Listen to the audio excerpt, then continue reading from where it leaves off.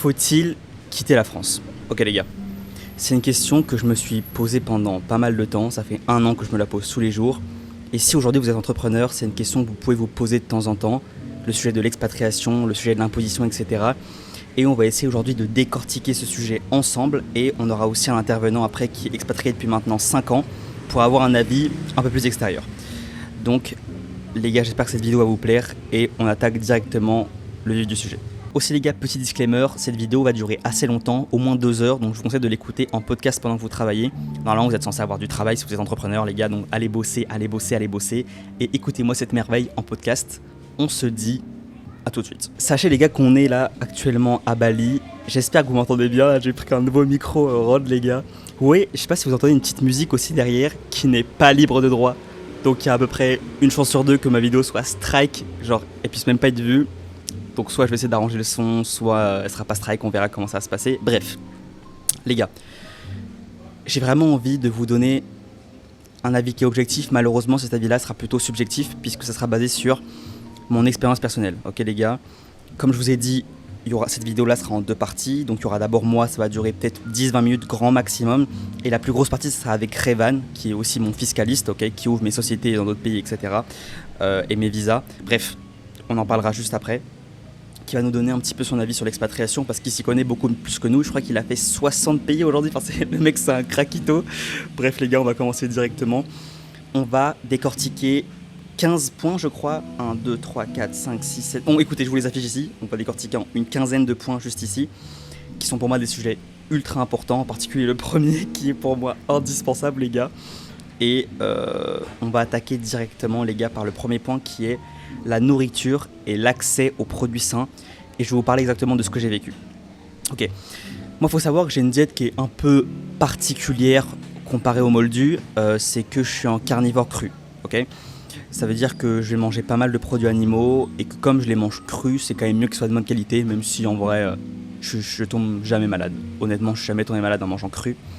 Bref, comme vous le savez, la France, c'est un pays qui est vraiment cool pour les produits comme ça, les produits locaux, le fromage, le beurre. En fait, pour moi, la France, c'est un peu le paradis sur ça. On a vraiment de très très bons produits et honnêtement, c'est compliqué de faire mieux que la France, on va pas se mentir. Sur ça, c'est assez compliqué de faire mieux que la France. Maintenant, vous pouvez vraiment trouver tout et n'importe quoi. Ça veut dire que la qualité française, je vais être sincère avec vous les gars, vous la retrouverez nulle part. C'est vraiment le seul point, sincèrement, vous la retrouverez nulle part. Cependant, si vous avez de l'argent, vous pouvez trouver des produits qui ont été importés. Aujourd'hui, par exemple, dans toute l'Asie, il y a de la viande qui est importée de Nouvelle-Zélande et d'Australie. Donc on peut avoir une qualité grass-feed pour la viande rouge, par exemple. Les fromages, ils peuvent être importés depuis la France. Forcément, il y a très peu de fromage au lait cru, puisque ça se conserve un peu moins bien, le fromage au lait cru. Donc sur ça, c'est un petit peu compliqué. Mais globalement, tout peut être importé. Okay, si vous êtes vraiment à cran sur la qualité de la viande parfaite et le fromage au lait cru, la seule manière que vous allez avoir vraiment de retrouver une qualité parfaite, les gars, c'est d'aller dans une ferme.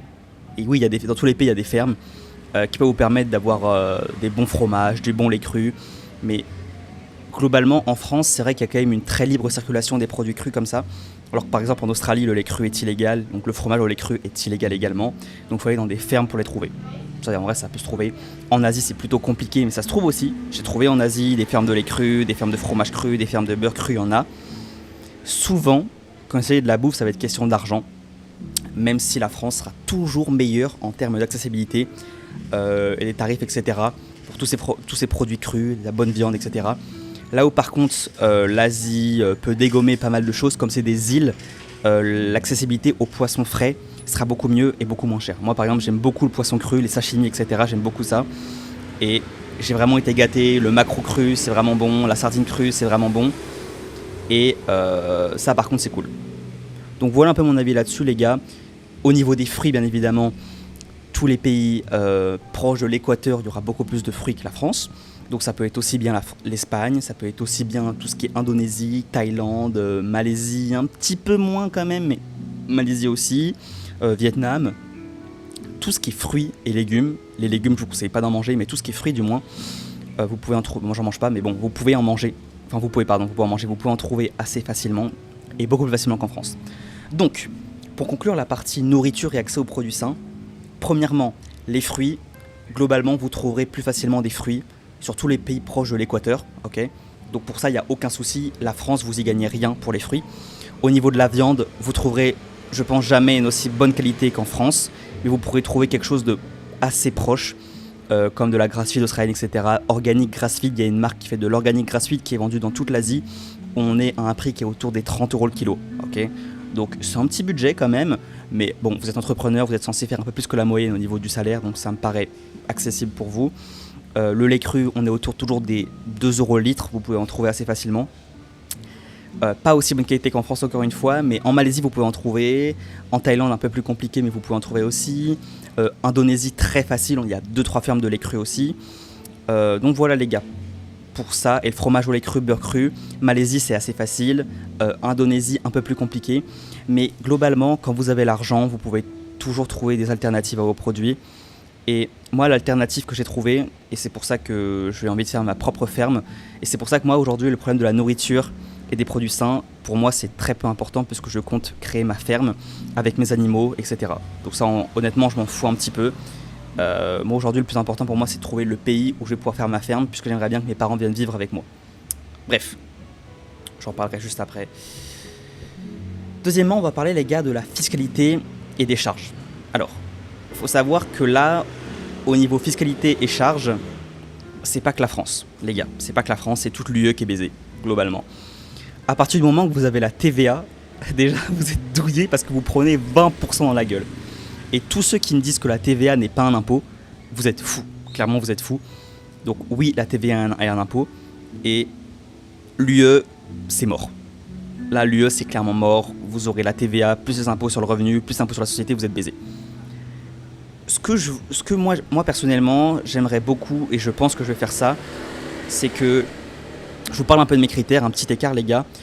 Pour moi, les critères de ma vie que je veux mener, avec ma ferme, etc., c'est que je vais avoir des plaines avec des rivières et des montagnes.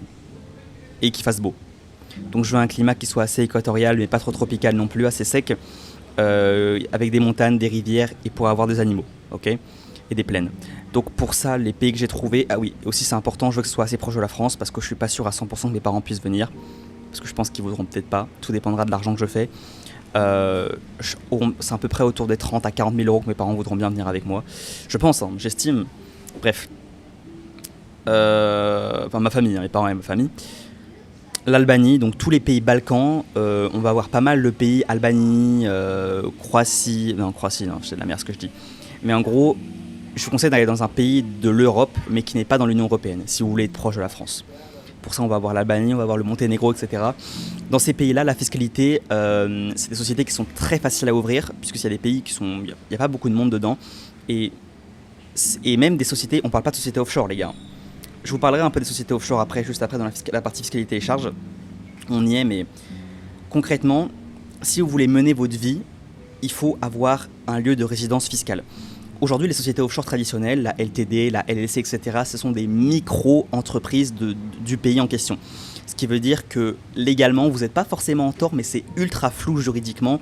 Et c'est pas, je dis pas que c'est pas légal, je dis que c'est vraiment très flou juridiquement. Et que la LTD, la LLC, elle marche uniquement tant que vous voyagez en fait. Le moment où vous serez dans votre résidence fiscale, vous devrez payer vos impôts dans le pays de résidence fiscale, ok ? Donc c'est pour ça que la plupart des entrepreneurs aujourd'hui font 6 mois à Dubaï. Donc par exemple, pour pouvoir avoir la résidence fiscale, il faut rester 6 mois dans le pays en général. Bon, là, en l'occurrence, Dubaï, c'est 6 mois. Et c'est pour ça que la plupart des entrepreneurs restent 6 mois et 1 jour à Dubaï pour avoir la résidence fiscale et payer 8% d'impôts à partir de 100 000 €. En dessous, il n'y a pas d'impôt. Et vont après en Asie pendant 6 mois pour profiter, être en vacances et changer de pays. Et ça, c'est pour ça que les gens n'ont pas une LLC et une LTD à vie, parce que ça demande en fait de voyager. Vous ne pouvez pas rester sur un lieu de résidence fiscale à vie dans un pays avec votre LTD et LLC. C'est pas légal en fait. Donc, je vais en revenir du coup aux pays. Donc les pays Balkans sont des pays qui sont assez intéressants en fiscalité. Ils offrent des fiscalités autour des 10% d'impôts, ce qui est vraiment raisonnable par rapport à la France qui est à 70, je rappelle. Donc moi j'aime beaucoup l'Albanie personnellement, des très beaux paysages, etc. Donc je pense que ma ferme sera en Albanie. C'est pour ça les gars que dans mes vlogs, à partir de 2026, on va quitter l'Asie pour faire tous les pays de l'Union Européenne qui ne sont pas de l'Europe, qui ne sont pas dans l'Union Européenne, les gars. Donc ça va être une aventure incroyable. Je suis très fier que vous puissiez la faire avec moi. Je vais tout vous vlogger, vous allez voir, ça va être kiffant. Et bref. Donc fiscalité et charges, la France, c'est mort. Il y a des structures qui permettent de faire des choses, mais c'est très compliqué juridiquement. Même les holdings, honnêtement, c'est rabattre des couches et des couches et des couches pour gratter quelques pourcents. Mais en fait, même si vous avez 30% d'impôts, c'est trop, les gars. En fait, c'est trop, vous pouvez pas vous prendre un tiers comme ça. Moi, aujourd'hui, en SASU, je suis à 70%. Sur ma LTD en Angleterre, je suis à 0%, mais c'est parce que je suis pas en France et que je voyage. Mais voilà, je vais me poser tranquillement en Albanie, les gars, je vais avoir 11% d'impôts, je vais être chill, quoi. Toute ma vie, je vais être chill. Ma ferme, etc. J'aurai pas de TVA. Et puis voilà, quoi. Donc, voilà ce que je voulais dire. Au niveau fiscalité, vous trouverez toujours mieux ailleurs. Indonésie aussi, c'est plus bas. Indonésie, c'est 20% d'impôts. Malaisie, vous pouvez avoir 0% d'impôts, mais il va falloir avoir un gros capital de départ. Thaïlande aussi, il va falloir avoir un gros capital de départ. Alors qu'Indonésie, il y a quand même beaucoup moins de capital à mettre. Il y a des petites îles sympas aussi, hein, tout ce qui va être Saint-Malo, on va avoir 0% aussi. Non, je crois que c'est 0% de TVA, mais il y aura quand même des impôts, mais pas beaucoup d'impôts. Il y aura les îles Caïmans aussi. Bon, moi personnellement, c'est pas trop mon délire les îles, vous l'avez compris. Je veux de la terre, je veux vraiment des montagnes, je veux de la plaine, donc je suis pas trop dans les îles moi, même si j'aime beaucoup la mer. Je suis plus rivière que mer, si vous voulez. Voilà, je suis plus rivière que mer. Bref. Au niveau fiscalité, les gars, on va pas se mentir, vous pouvez trouver largement mieux ailleurs. Donc pour ça, il n'y a pas trop de débat à avoir. Ok. Maintenant, au niveau mentalité collective et énergie ambiante, clairement, les gars, en France, on vous traîne vraiment vers le bas de ce que moi j'ai ressenti. Hein. On vous tire vraiment vers le bas. Et disons que c'est... Je vais pas vraiment vous dire que dans les autres pays c'est mieux. Bon, si, c'est clairement mieux. Si, c'est clairement mieux. C'est juste qu'en fait, il y a juste pas ce jugement qui est émis là-dessus. Et je vous avoue que j'ai un peu du mal à m'exprimer sur ce sujet-là parce que je parle pas à beaucoup d'étrangers non plus. Les gens que je côtoie aujourd'hui, c'est des entrepreneurs. Oui, il y a des personnes qui parlent pas français, oui. Mais globalement, ce sont des personnes qui sont entrepreneurs. Donc, toutes les personnes qui entreprennent, globalement, ont beaucoup plus d'ouverture d'esprit puisqu'ils sortent du lot directement. C'est pour ça que je ne peux pas trop vraiment avoir un avis qui est objectif là-dessus. Globalement, entre entrepreneurs, c'est la mentalité qui est incroyable, vous avez une bonne énergie, etc. Et globalement, dans les pays, l'énergie ambiante, j'ai quand même envie de dire qu'il y a beaucoup plus de respect dans les autres pays. Sauf la Malaisie, que j'ai pas du tout aimé. Malaisie, je trouve qu'ils étaient très peu respectueux. Malgré que ce soit un pays qui soit assez religieux, assez musulman, j'ai trouvé très peu de respect là-bas. Indonésie, beaucoup plus, qui est pourtant beaucoup plus musulman également. Qui est, je crois que le pays le plus musulman du monde, c'est l'Indonésie. Mais comme je suis à Bali, il y a beaucoup d'hindous et il y a beaucoup de... Je crois que c'est l'hindou et du bouddhisme aussi. Et en tout cas, ce qui est sûr, c'est que Bali est beaucoup moins musulman que l'Indonésie. Et j'ai trouvé vraiment un respect très gentil, très accueillant. Et j'ai beaucoup aimé j'ai beaucoup aimé l'aspect l'énergie ambiante. Malaisie, beaucoup moins. Après, parce que c'est dans les villes aussi, je sais pas trop, mais Malaisie, j'ai pas du tout aimé.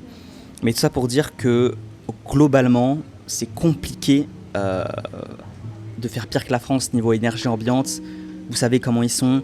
Il y a beaucoup... La politique est très importante en France, alors que le plus important, c'est vraiment d'être une bonne personne pour moi. Et je trouve pas ma place en France sur ces points-là, sur les débats, etc.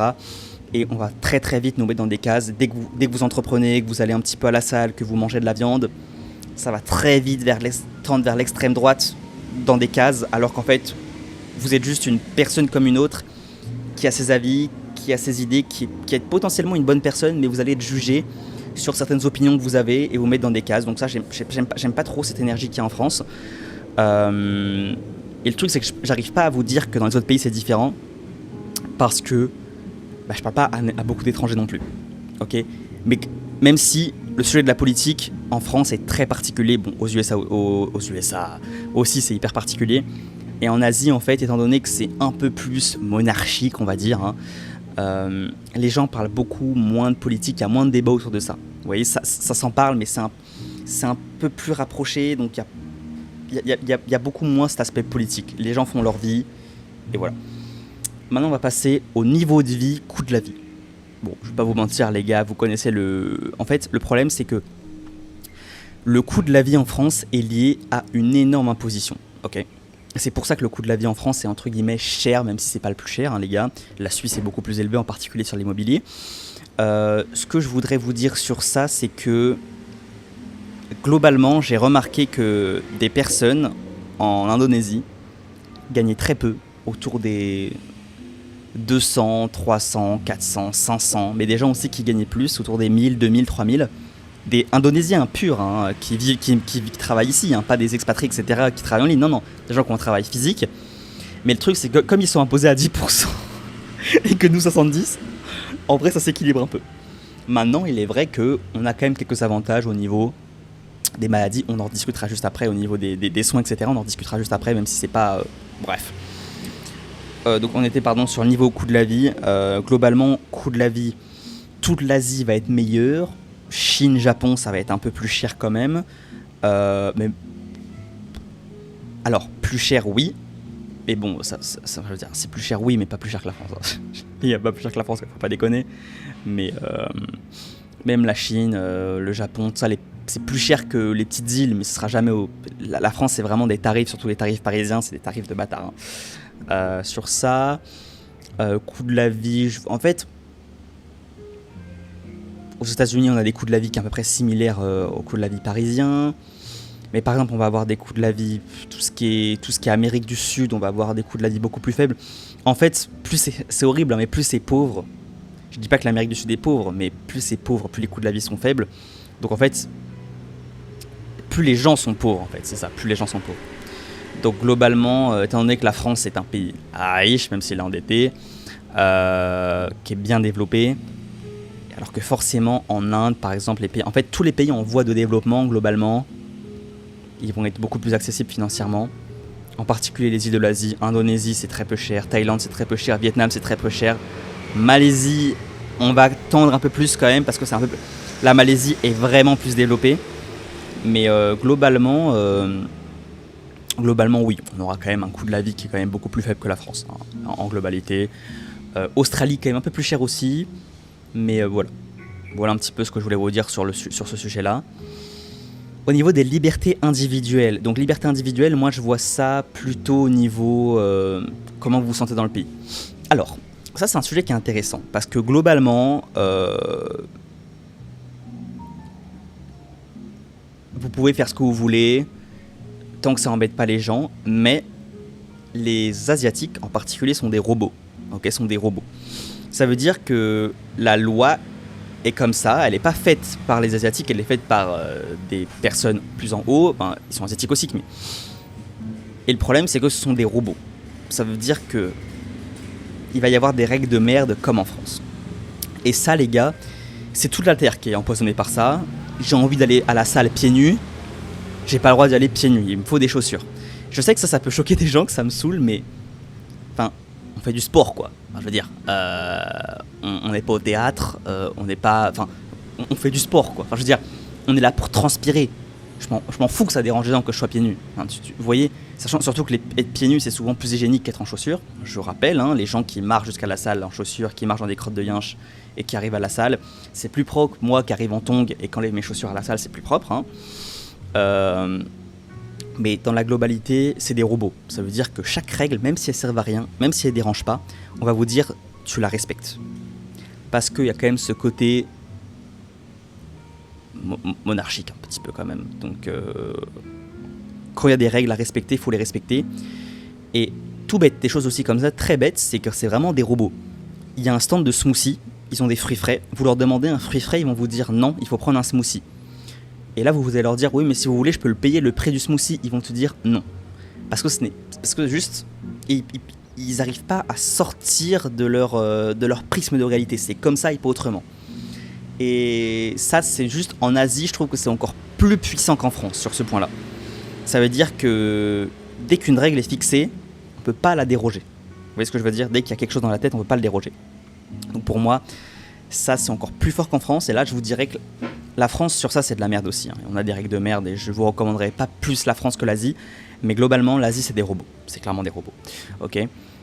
Au niveau liberté, je vous dirais quand même que vous êtes quand même libre. Vous respirez, il n'y a pas trop de soucis. Il y a quand même moins de... Les excès de vitesse, c'est autorisé.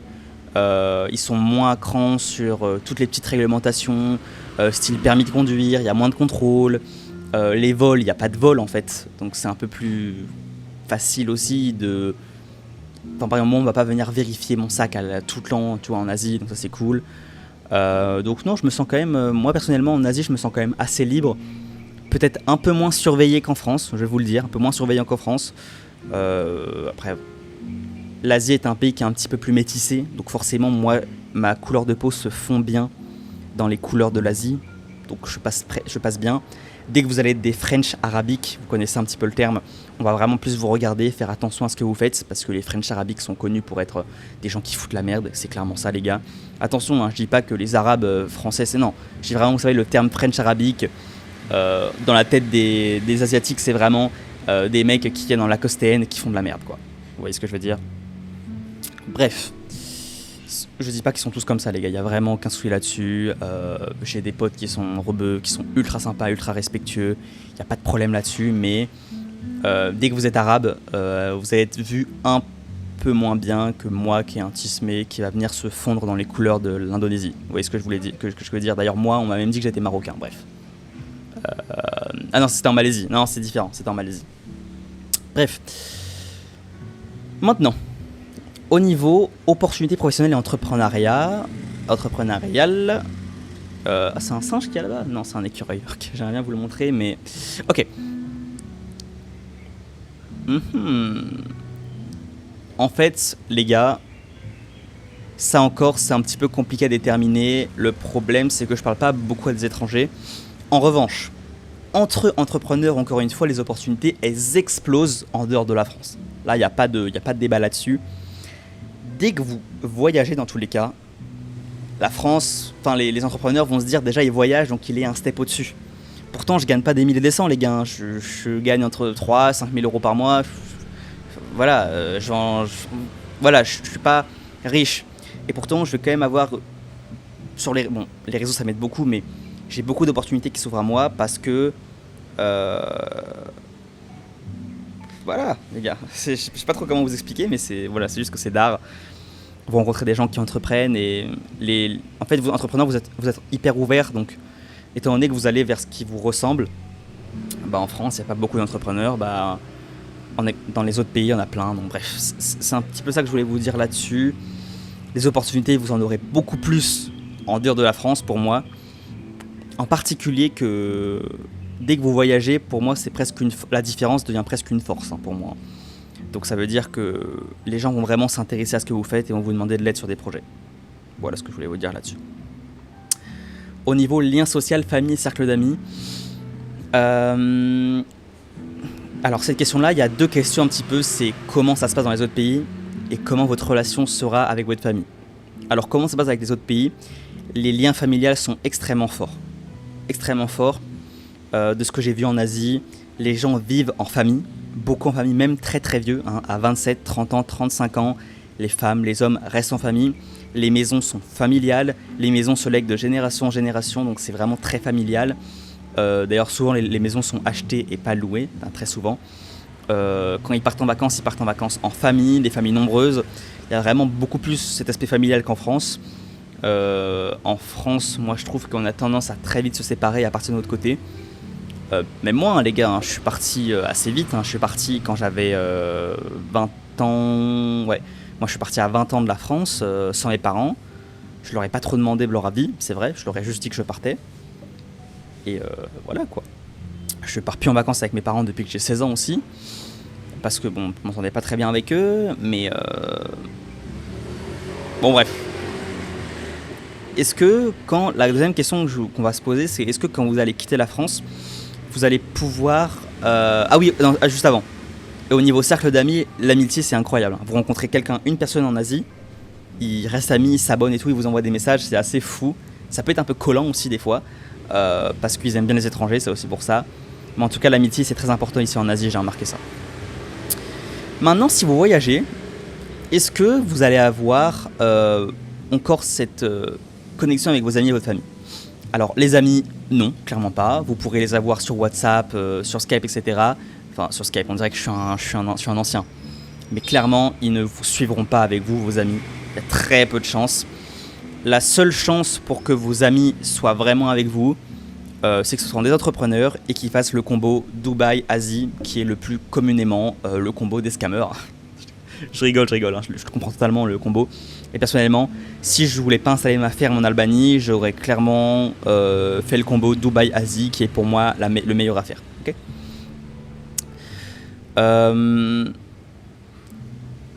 Cette question-là, de cercle d'amis famille, est-ce que vous allez pouvoir le garder en voyageant en dehors de la France? C'est assez compliqué parce que tout dépendra de si vous avez de l'argent. Donc les amis, comme je vous ai dit, c'est assez compliqué parce qu'ils vont partir de leur côté. En revanche, la famille, la question c'est est-ce qu'ils voudront bien venir avec vous? Et souvent la réponse est assez simple, c'est ça dépend combien vous gagnez. En fait, quand vous gagnez 5-10 000 euros par mois, vos parents vous diront non. Autour de 20 000 euros, ils hésiteront. Autour de 30 000 euros, ils diront oui. Parce qu'en fait, en particulier mes parents, ils ont eu une enfance très très compliquée, très difficile. Ça s'est pas toujours très bien passé avec eux à la maison, avec moi. Et je comprends aujourd'hui pourquoi, avec l'enfance qu'ils ont eue. Et je sais que ça leur a pris beaucoup de temps pour sortir de leur misère et pour bâtir ce qu'ils ont, de pouvoir acheter une maison, de pouvoir avoir un travail où ils sont payés... ils sont pas beaucoup payés, mais voilà. Et je sais que pour les convaincre de venir avec moi dans un autre pays, il va falloir mettre du cash sur la table. Hein. C'est presque acheter une dot, le bail. Ça veut dire qu'il faut que la maison soit construite, il faut qu'ils aient tout à disponibilité à côté d'eux. Et donc si je veux qu'ils travaillent avec moi à domicile, ça va être assez compliqué. Okay. Bref. On va changer de sujet, les gars. On va passer maintenant à l'identité culturelle et l'appartenance.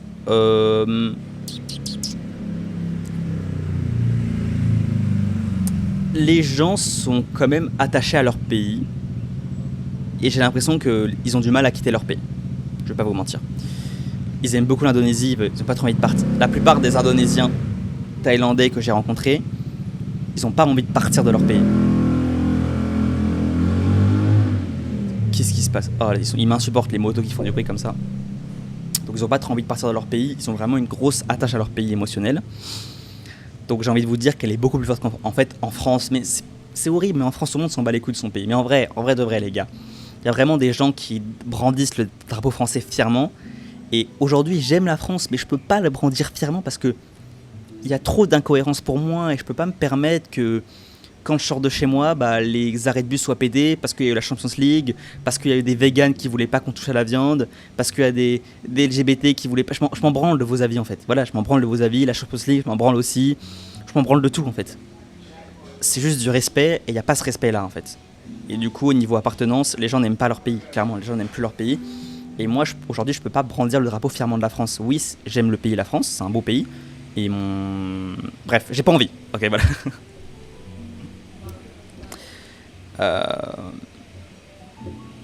Voilà. Au niveau identité culturelle, j'ai envie de parler un petit peu de religion là sur le sujet. Donc, dans l'Asie, la religion musulmane sera très bien acceptée, hein, globalement. Il n'y a pas trop de soucis. Il y a beaucoup de personnes qui sont voilées également. Hein. À Dubaï, c'est encore plus. Les Émirats, encore plus. En Amérique, un petit peu moins. Amérique du Sud, un peu plus. Amérique du Nord, un peu moins. En France, c'est un petit peu compliqué aussi. Globalement, hein, toute l'Europe, hein, c'est un petit peu compliqué hein, niveau religion. Hein.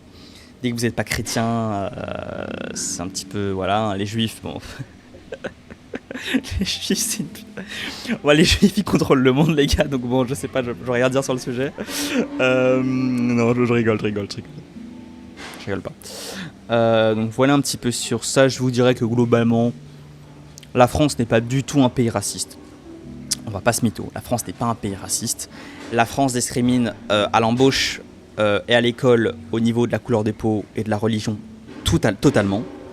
Mais globalement, quand je vois les groupes de potes que j'avais, c'était tellement inclusif. Globalement, c'est un pays qui est assez cool pour ça. Et ça, je le retrouve assez peu dans les pays. Les gens, quand même, je vais pas vous mentir, Dans la plupart des pays, surtout en Asie, les gens restent en communauté quand même, on va pas se mytho. Donc voilà ce que je voulais vous dire. Mais globalement, vous serez quand même accepté. Vous serez quand même accepté. Pour ça, pareil, je peux pas trop vous dire de comparaison par rapport à la France. Ça, c'est à vous de faire votre opinion. Mais en Asie, en tout cas, toutes les religions sont parfaitement acceptées, il n'y a aucun souci. Ok. Au niveau climat, nature, environnement, bon, bah, on va pas se mytho, les gars. La France, c'est un peu pourrave. Le sud de la France est plutôt bien, l'Espagne est bien, et tout, etc. Mais personnellement, moi, j'ai besoin d'un climat qui soit tropical. Pourquoi tropical? Pour un climat chaud toute l'année. Parce que au niveau anthropologique, il faut savoir que les humains, donc les hommes préhistoriques un petit peu, hein, au niveau anthropologique, ils voyageaient énormément et migraient vers les pays chauds pour avoir des fruits de saison tout le temps. C'est d'ailleurs pour ça qu'aujourd'hui, il y a une très très grosse décorrélation entre le climat qu'il fait et les fruits qu'on mange. Sachant que le fructose n'est pas métabolisé de la même manière en fonction de la température et de si, oui ou non, il y a du soleil. En conclusion, je ne mange pas de fruits et je ne recommande pas d'en manger. Cependant, c'est la différence des légumes où que là, c'est non, c'est niet. Les fruits, oui, si. Voilà. Pour moi, vous devez manger, si vous voulez manger des fruits, vous devez être dans des pays chauds. Puisque le soleil fera que vous métaboliserez le fructose différemment que si vous le mangez en hiver sans soleil, parce que à l'époque on migrait vers des pays chauds pour avoir des fruits de saison. Jusqu'à là ça va, super. Donc pour moi ce point là c'est d'autres pays qui vont gagner. Ça ne veut pas dire que tous les pays seront mieux, mais globalement tous les pays proches de l'équateur sont beaucoup mieux, donc tout ce qui va être Espagne, tout ce qui va être France, vraiment dans le sud. Mais bon, moi je préfère des pays un peu Balkans, je préfère des trucs style Monténégro, etc. Indonésie, Thaïlande, des pays beaucoup plus chauds, ça je kiffe de ouf, la température, le climat, je l'aime beaucoup. Je me suis vraiment habitué au climat, bon on transpire un petit peu certes, mais quand même j'apprécie vraiment. Tout ce qui est aussi Mexique, tout ce qui va être Amérique du Sud aussi, enfin pas trop du Sud, mais globalement le Brésil, etc. C'était très beaux pays, des très bonnes faune et flore. D'ailleurs c'est quoi que j'ai mis, c'était quoi? C'était climat, nature et environnement. Au niveau environnement, c'est très très différent l'Asie, et c'est d'ailleurs pour ça que je ne veux pas vivre en Asie toute ma vie, parce que je trouve qu'il y a ce côté, j'aime pas les forêts tropicales, j'aime bien les forêts sèches moi. Et du coup c'est pour ça que j'ai envie dans des pays un petit peu style plaine, rivière, montagne. Ça c'est quelque chose qui me plaît plus, des forêts sèches, des herbes sèches. Et là ici il y a très peu d'herbes en fait, il y a très peu d'herbes. Bon il y a très peu de forêts parce que bon l'Asie fait un peu n'importe quoi avec leurs terres. Il y a très peu de forêts. Et les forêts sont très tropicales, et ça moi j'aime moins les forêts tropicales. Donc globalement vous pouvez trouver tout ce qu'il y a à votre goût, vous pouvez trouver mieux que la France, vous pouvez trouver moins bien que la France, vous pouvez trouver surtout différent de la France en fait, c'est surtout ça. Mais vous pouvez trouver, si vous aimez bien la nature, vous pouvez trouver beaucoup de nature. Si vous aimez bien pas de nature, vous pouvez trouver des pays comme la Malaisie, vous pouvez trouver des pays comme Dubaï, vous pouvez trouver des pays comme Londres, vous pouvez trouver des pays comme Bangkok, vous pouvez trouver des pays comme Tokyo, il y a très peu de nature, etc.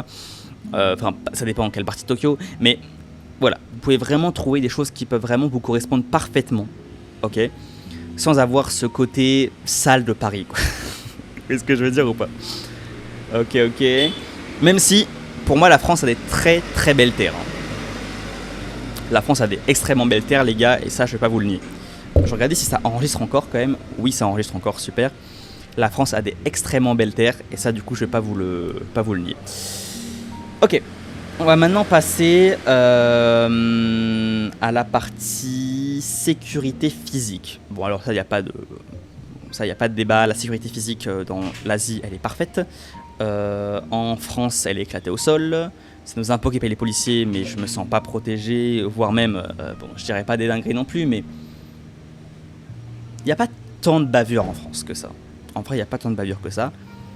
Mais personnellement, la manière dont les policiers agissent, parlent, même moi, là, quand j'ai été abordé par des policiers, j'ai pas trouvé ça. Voilà.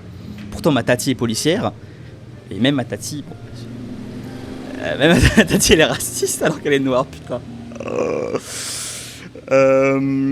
Après, elle est antillaise, c'est pour ça. Elle est française, du coup, mais bon. Sécurité physique, voilà. Bon, la plupart des pays vont mettre une vitesse à peu près mettre une vitesse à la France. Malgré que les pays Balkans, il peut y avoir un petit peu des merdes au niveau de la mafia. Tout ce qui est Amérique du Sud, il peut y avoir un peu de mafia aussi. Globalement, l'Asie, ça va. La mafia, il n'y a plus autant de mafia qu'avant. Donc non, globalement, on peut trouver beaucoup mieux niveau sécurité. Bon, bah Londres, on n'en parle pas, hein, c'est la fête du slip là-bas. Mais en vrai, les gars, rien que la Suisse, c'est beaucoup plus sécure. Rien que la Belgique.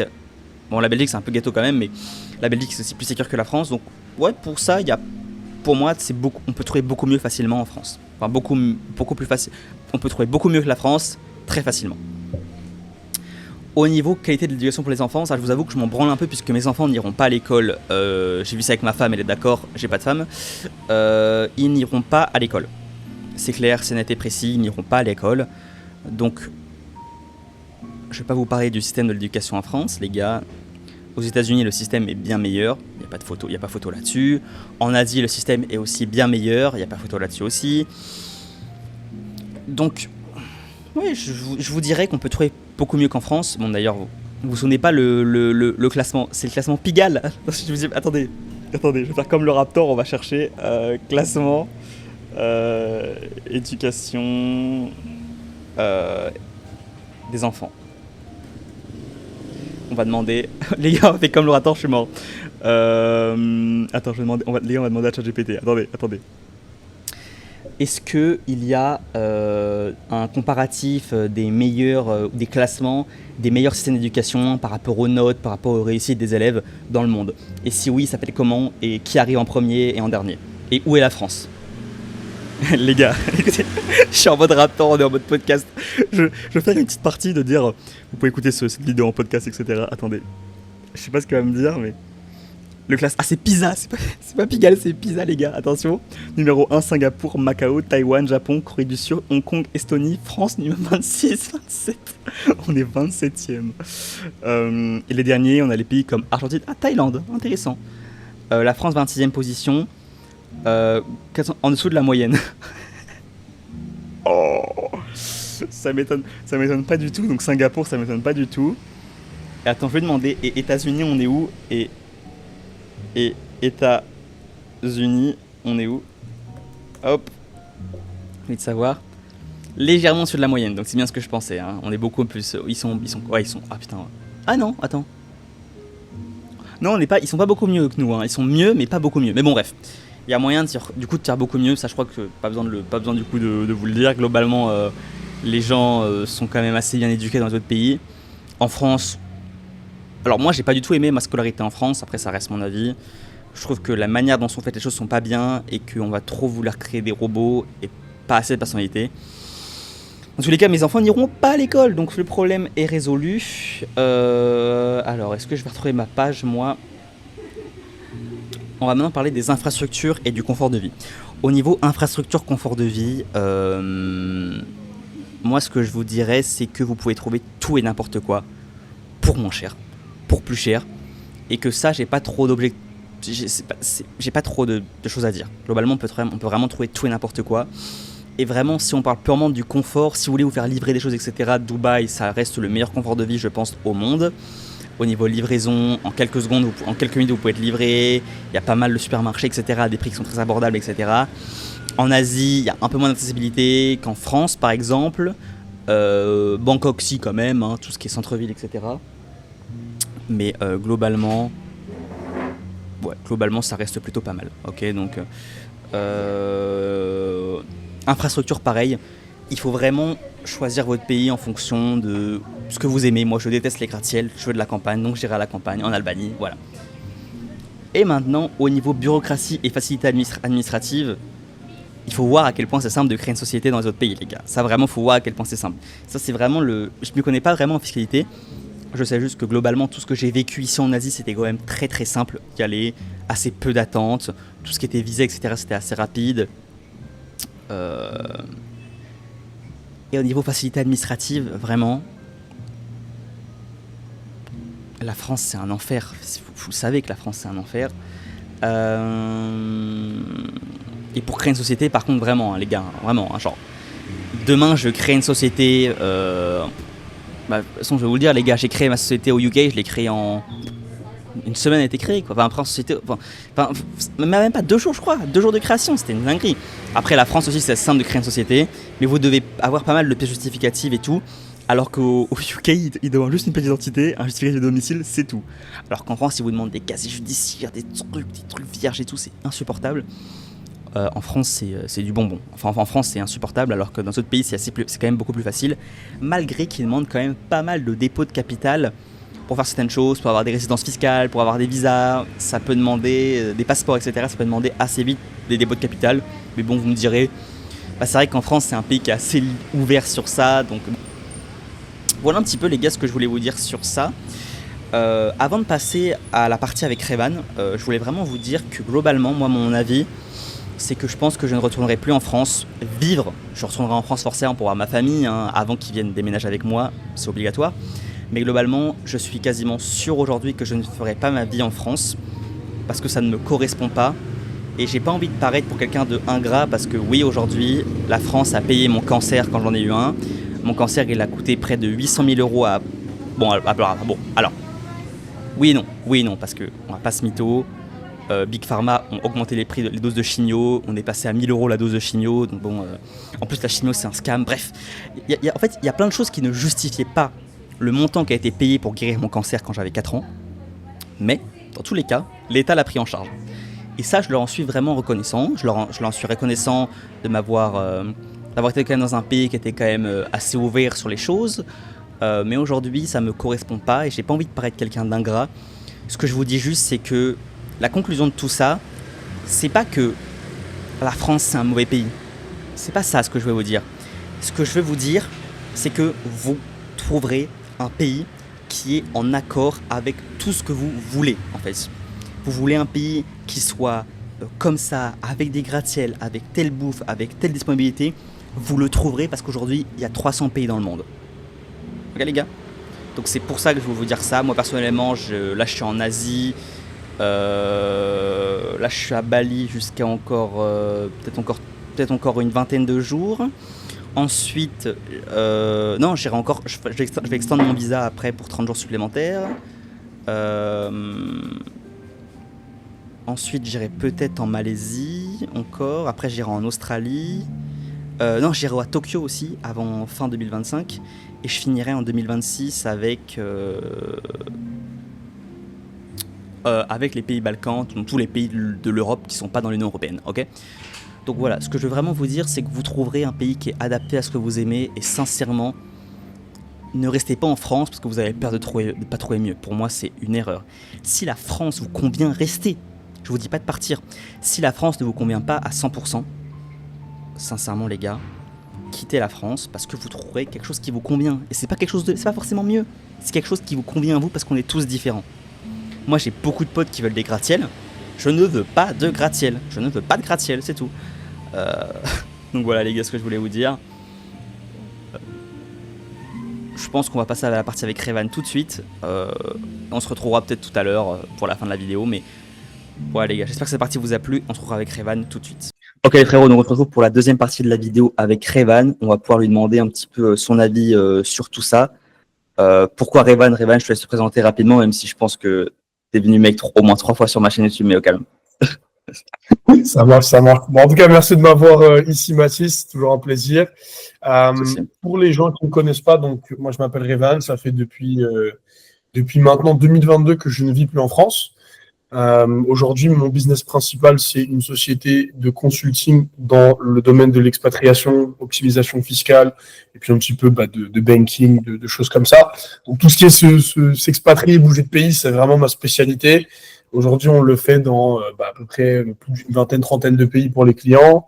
Et puis moi, du coup, j'ai eu l'occasion d'aller dans pas mal d'endroits avant de vraiment choisir mon pays d'expatriation, qui est aujourd'hui principalement le Kazakhstan, qui est en train également de voguer un petit peu vers la Chine en ce moment.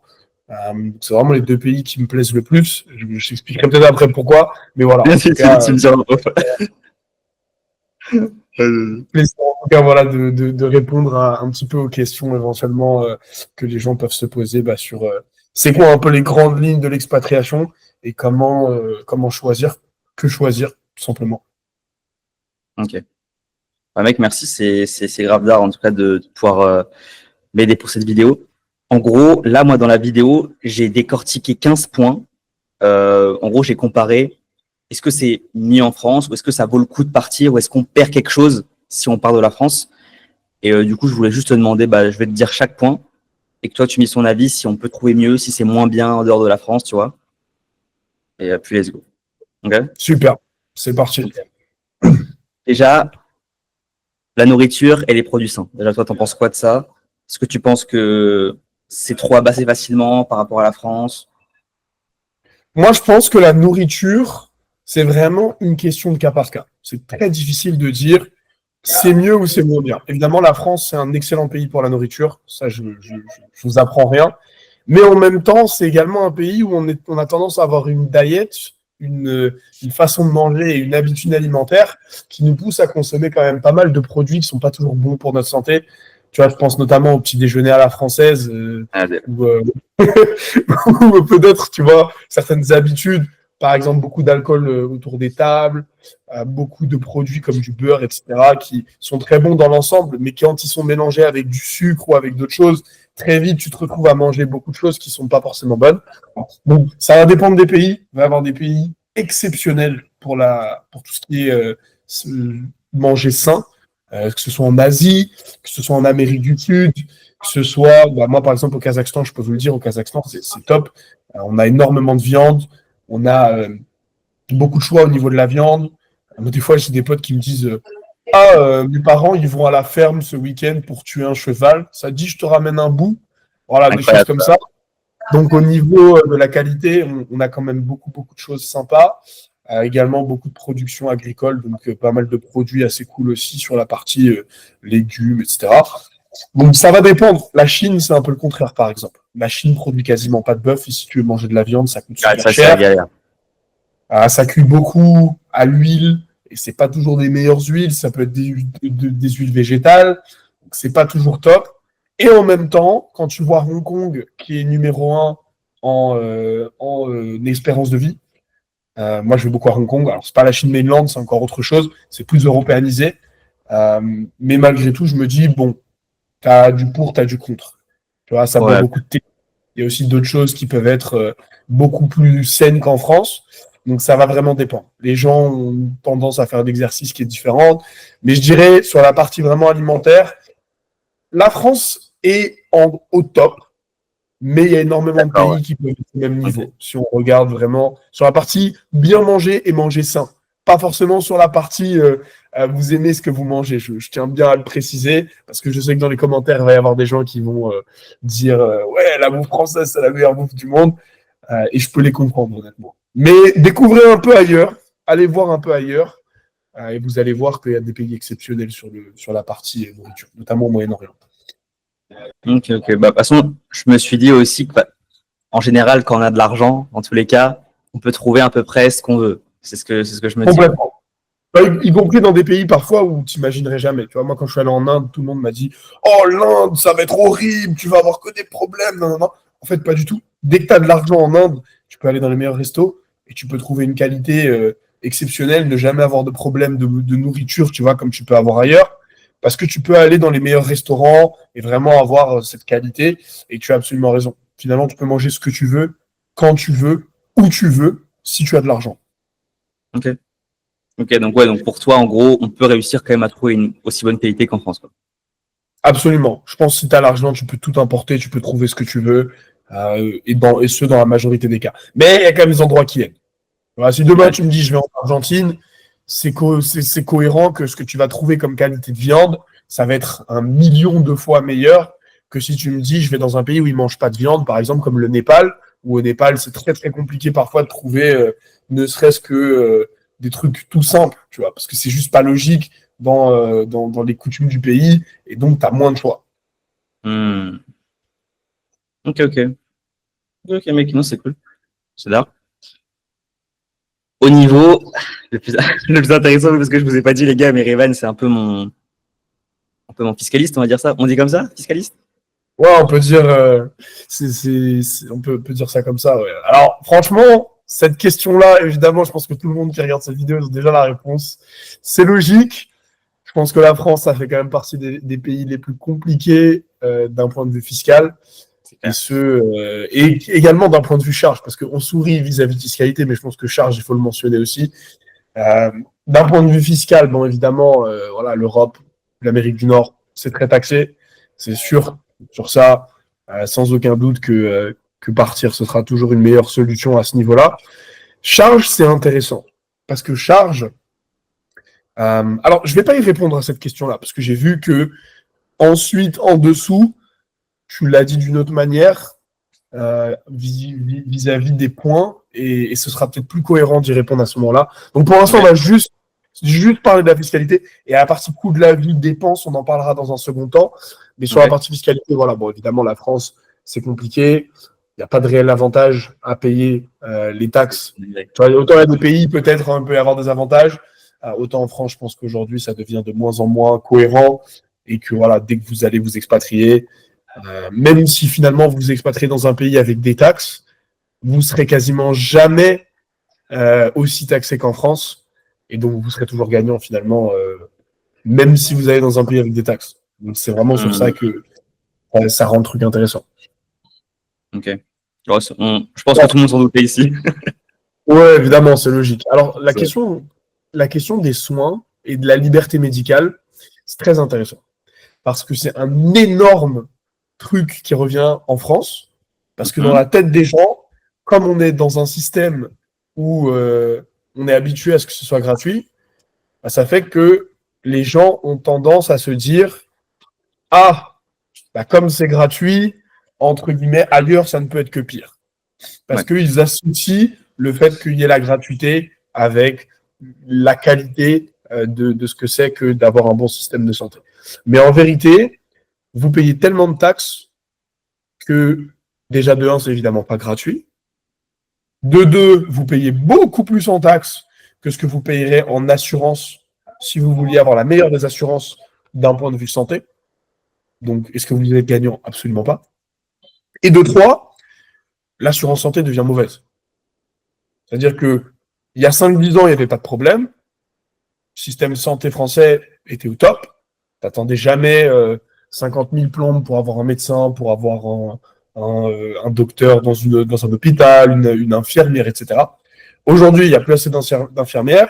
Tu veux un rendez-vous avec un spécialiste, avec Doctolib, des fois, tu peux attendre 1 mois et demi pour en trouver un.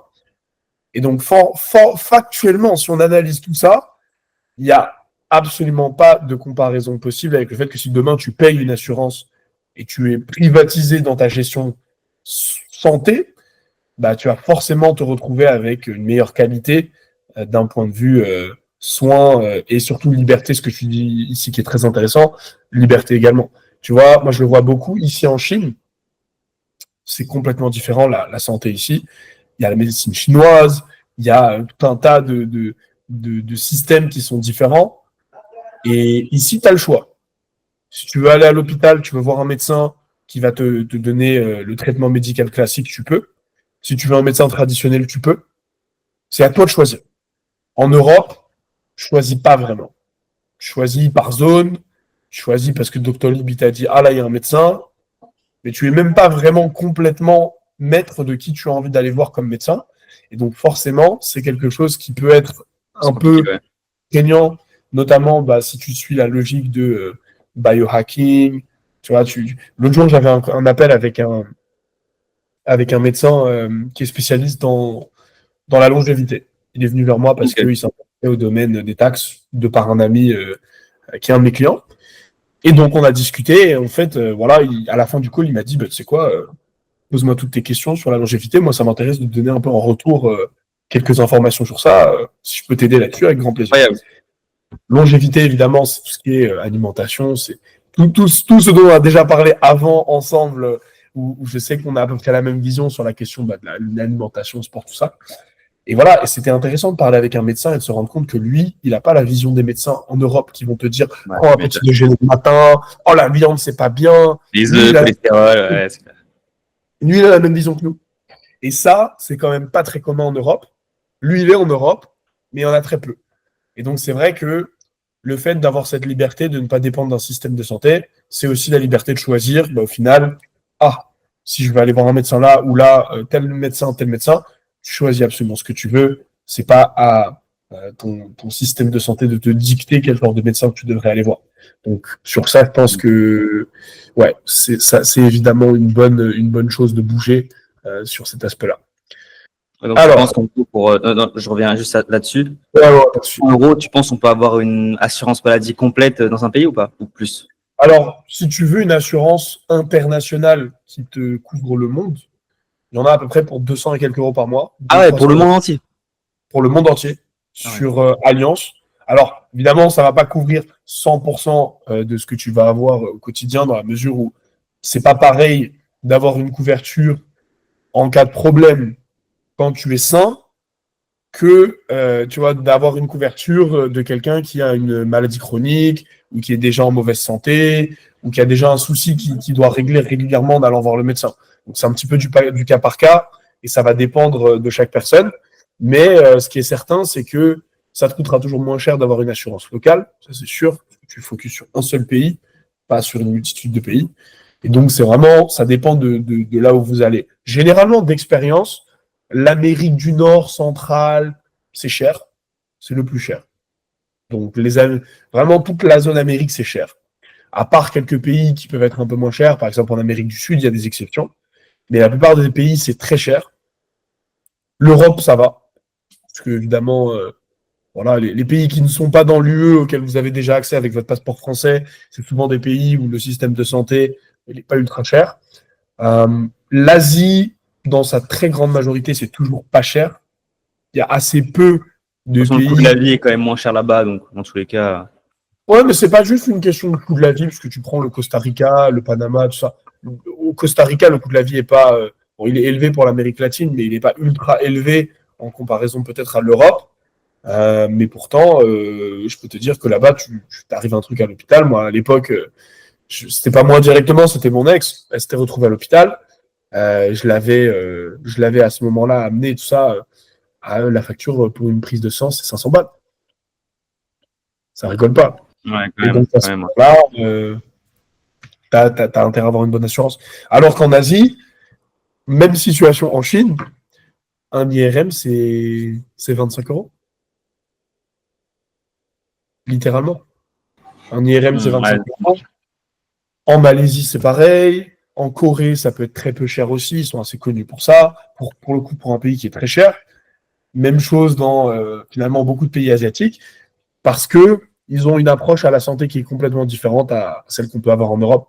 Ils ne voient pas la santé comme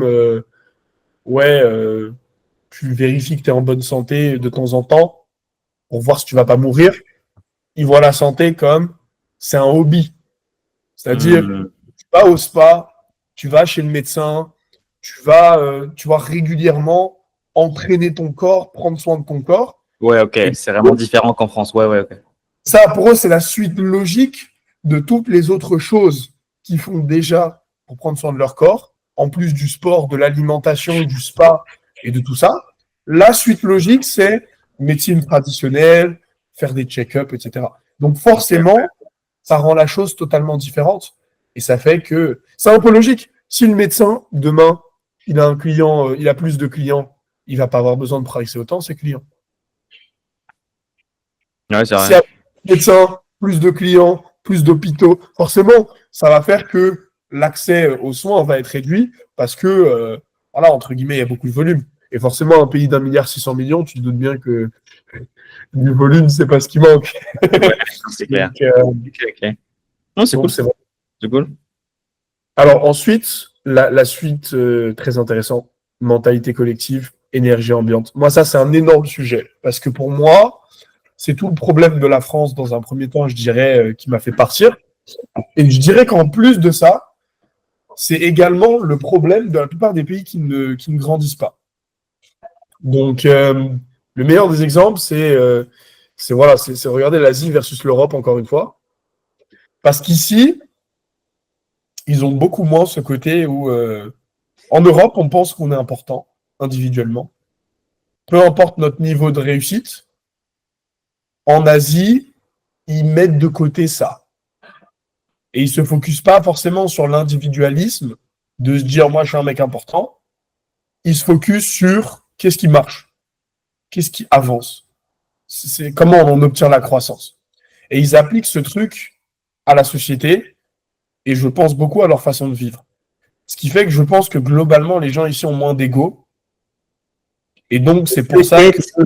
Après, et peut-être aussi moins d'attentes de leur vie, du coup. Possiblement, ouais. Tu Après, vois, ça dépend. ouais, il y a peut-être aussi moins d'entrepreneuriat aussi là-dedans, tu vois. Il y a moins cet esprit, même moins de sport aussi, un petit peu, quand même. Ouais, en sport, non, parce que c'est un pays où, justement... Ah oui, l'haltéro, quand même, si. L'haltérophilie, oui, En c'est fait, chaud. en Europe, on dit faites du sport pour obtenir quelque chose. En Asie, on dit faites du sport pour ne pas avoir quelque chose. Ah ouais, Problème de ok. santé, surpoids. Ici, tu es en surpoids, on va te troll, mais monumentalement. En Les gens Asie? vont... Ah, en Chine, mais un mec, il est gros en Chine, mais il va passer ses journées à se faire troller par tout le monde. Tout le monde va lui dire ah, t'es gros, toi, dis donc, c'est Mais, normal. mais ici, par contre, mec, je sais pas si t'as vu, mais Indonésie, Malaisie et tout, le surpoids est beaucoup plus courant, hein. Ouais, bien sûr, c'est réel. Parce que société est complètement différente. Mais je peux te dire que tu vas en Chine, tu vois pas de gros. Ah T'en vois ouais. très peu. Parce que c'est tellement une société où les gens sont au courant qu'être gros, c'est mal, qu'ils vont pas être gros, en fait. Ils ont pas de Hmm. raison. Et pourtant, de la bouffe, c'est pas ce qui manque, tu vois. Manger des trucs gras, il y en a. C'est pas par manque d'accès. C'est par compréhension que, en fait, faut pas devenir gros, tu vois. C'est mauvais. Et Ouais. donc, c'est un petit peu aussi ça, là. L'idée, c'est les gens, je pense, ont un peu moins d'ego. Et donc, comme ils ont moins d'ego, ils savent que leur présence dans la société est moins importante. Et donc, ils développent leur croissance pour d'autres raisons que nous. Hmm. Nous, on développe notre croissance parce que souvent, on veut impressionner la galerie, on veut montrer aux autres que nanana. Eux, ils veulent juste se surélever, vivre une meilleure vie, avoir plus de liberté, parce que je pense que la Chine, c'est un très bon exemple de pays où, tu vois, bon, de côté France, on crache dessus constamment en disant que c'est un pays pas libre ou je sais pas quoi, nanana. C'est un pays qui peut être peu libre pour quelqu'un qui est le petit travailleur. Hmm. Par contre, dès que tu as de l'argent, tu es plus libre qu'en France. En Chine? Ah, absolument. Plus libre Qu'est-ce qu'en qu'on France. peut- Enfin, tu peux faire plus de choses avec ton argent. C'est-à-dire que Ah oui, demain, t'as peut-être moins de réglementation, etc., quoi. C'est ça que tu veux c'est dire? pas forcément sur la réglementation, je dirais, c'est surtout sur ce que tu peux faire. Demain, je te donne 1 million d'euros en France. Ce que tu vas pouvoir faire, ça va être plus limité parce qu'on va avoir constamment cette idée que ah, mais non, faut pas non plus être trop riche et se faire des choses trop extravagantes. Il y a des petits gens qui travaillent quand même. En Chine, c'est pas comme ça. En Chine, Hmm. non, il fait ce qu'il veut, tu vois. Il n'a pas besoin d'avoir une bonne conscience en se disant, il n'y a pas de pression sur le fait d'avoir une bonne conscience de la société. Et en France, il y a tellement cette bonne conscience Ah, tu que veux les dire un gens, peu qu'on valorise mieux, on valorise plus la réussite, tu veux dire? Enfin, genre pas non, qu'on c'est valorise plutôt plus, mais qu'il y a moins de pudeur en avec ça. France, on veut faire en sorte que les gens qui ont de l'argent restent discrets, qu'ils Oui. fassent attention, parce que sinon, ils sont mal vus, ils sont hués, on va rayer leur voiture, on va, entre guillemets, tu vois, en Chine, les gens aiment l'argent, peu importe leur niveau social. Donc, ils savent que l'argent, c'est la réussite, c'est le bonheur. Donc, par définition, ils vont jamais dire oh mais lui je vais le détester parce qu'il a de l'argent et donc celui qui a de l'argent il va avoir plus de choses qu'il va pouvoir faire avec son argent qui va être accepté qui est normal.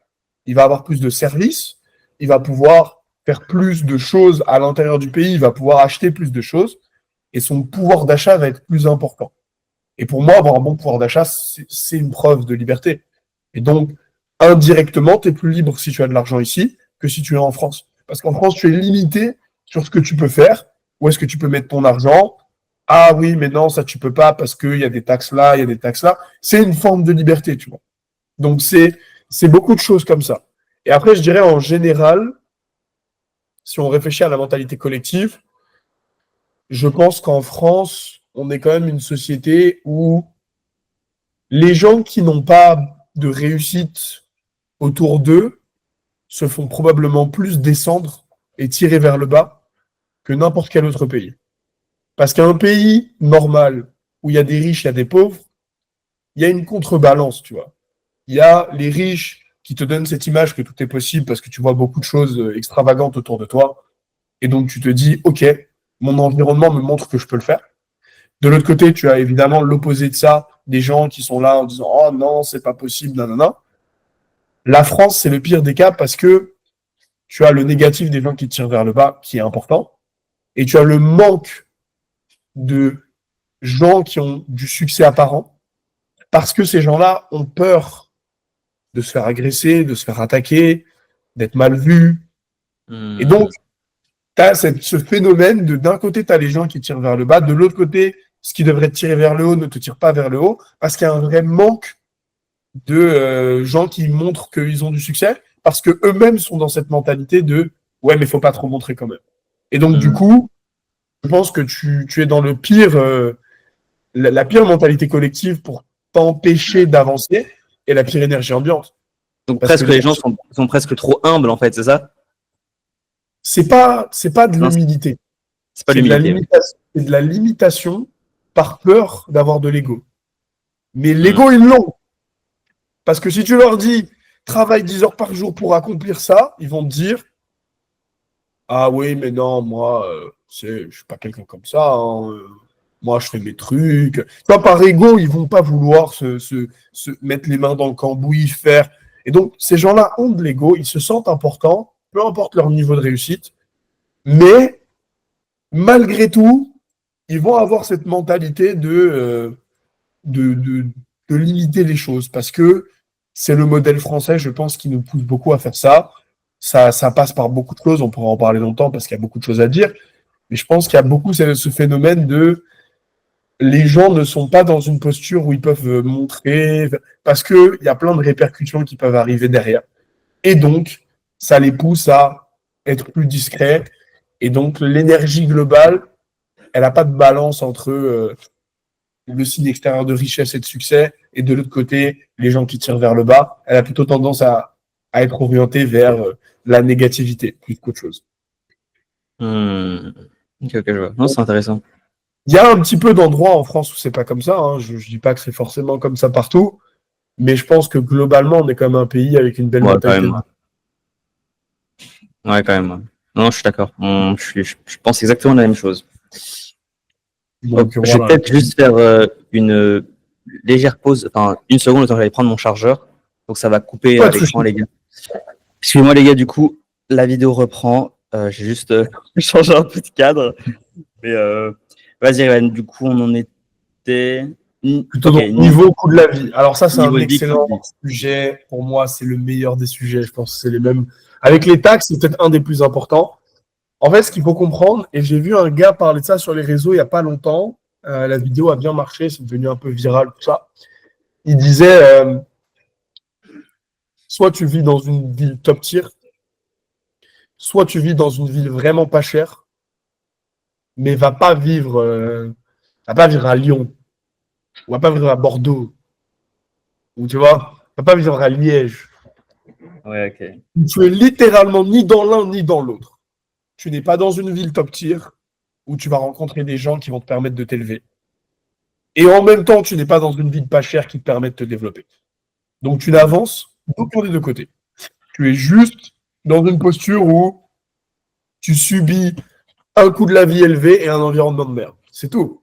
C'est vraiment le combo des deux. Donc pour moi, le coût de la vie, en France, je dirais que tu peux quand même avoir des villes top tier. Et Paris, ça reste quand même un endroit où, dans certaines industries, ça peut être intéressant d'y être. Même chose pour Cannes, tu vois, la Côte d'Azur. Donc, dans certains cas de figure, ça peut faire sens.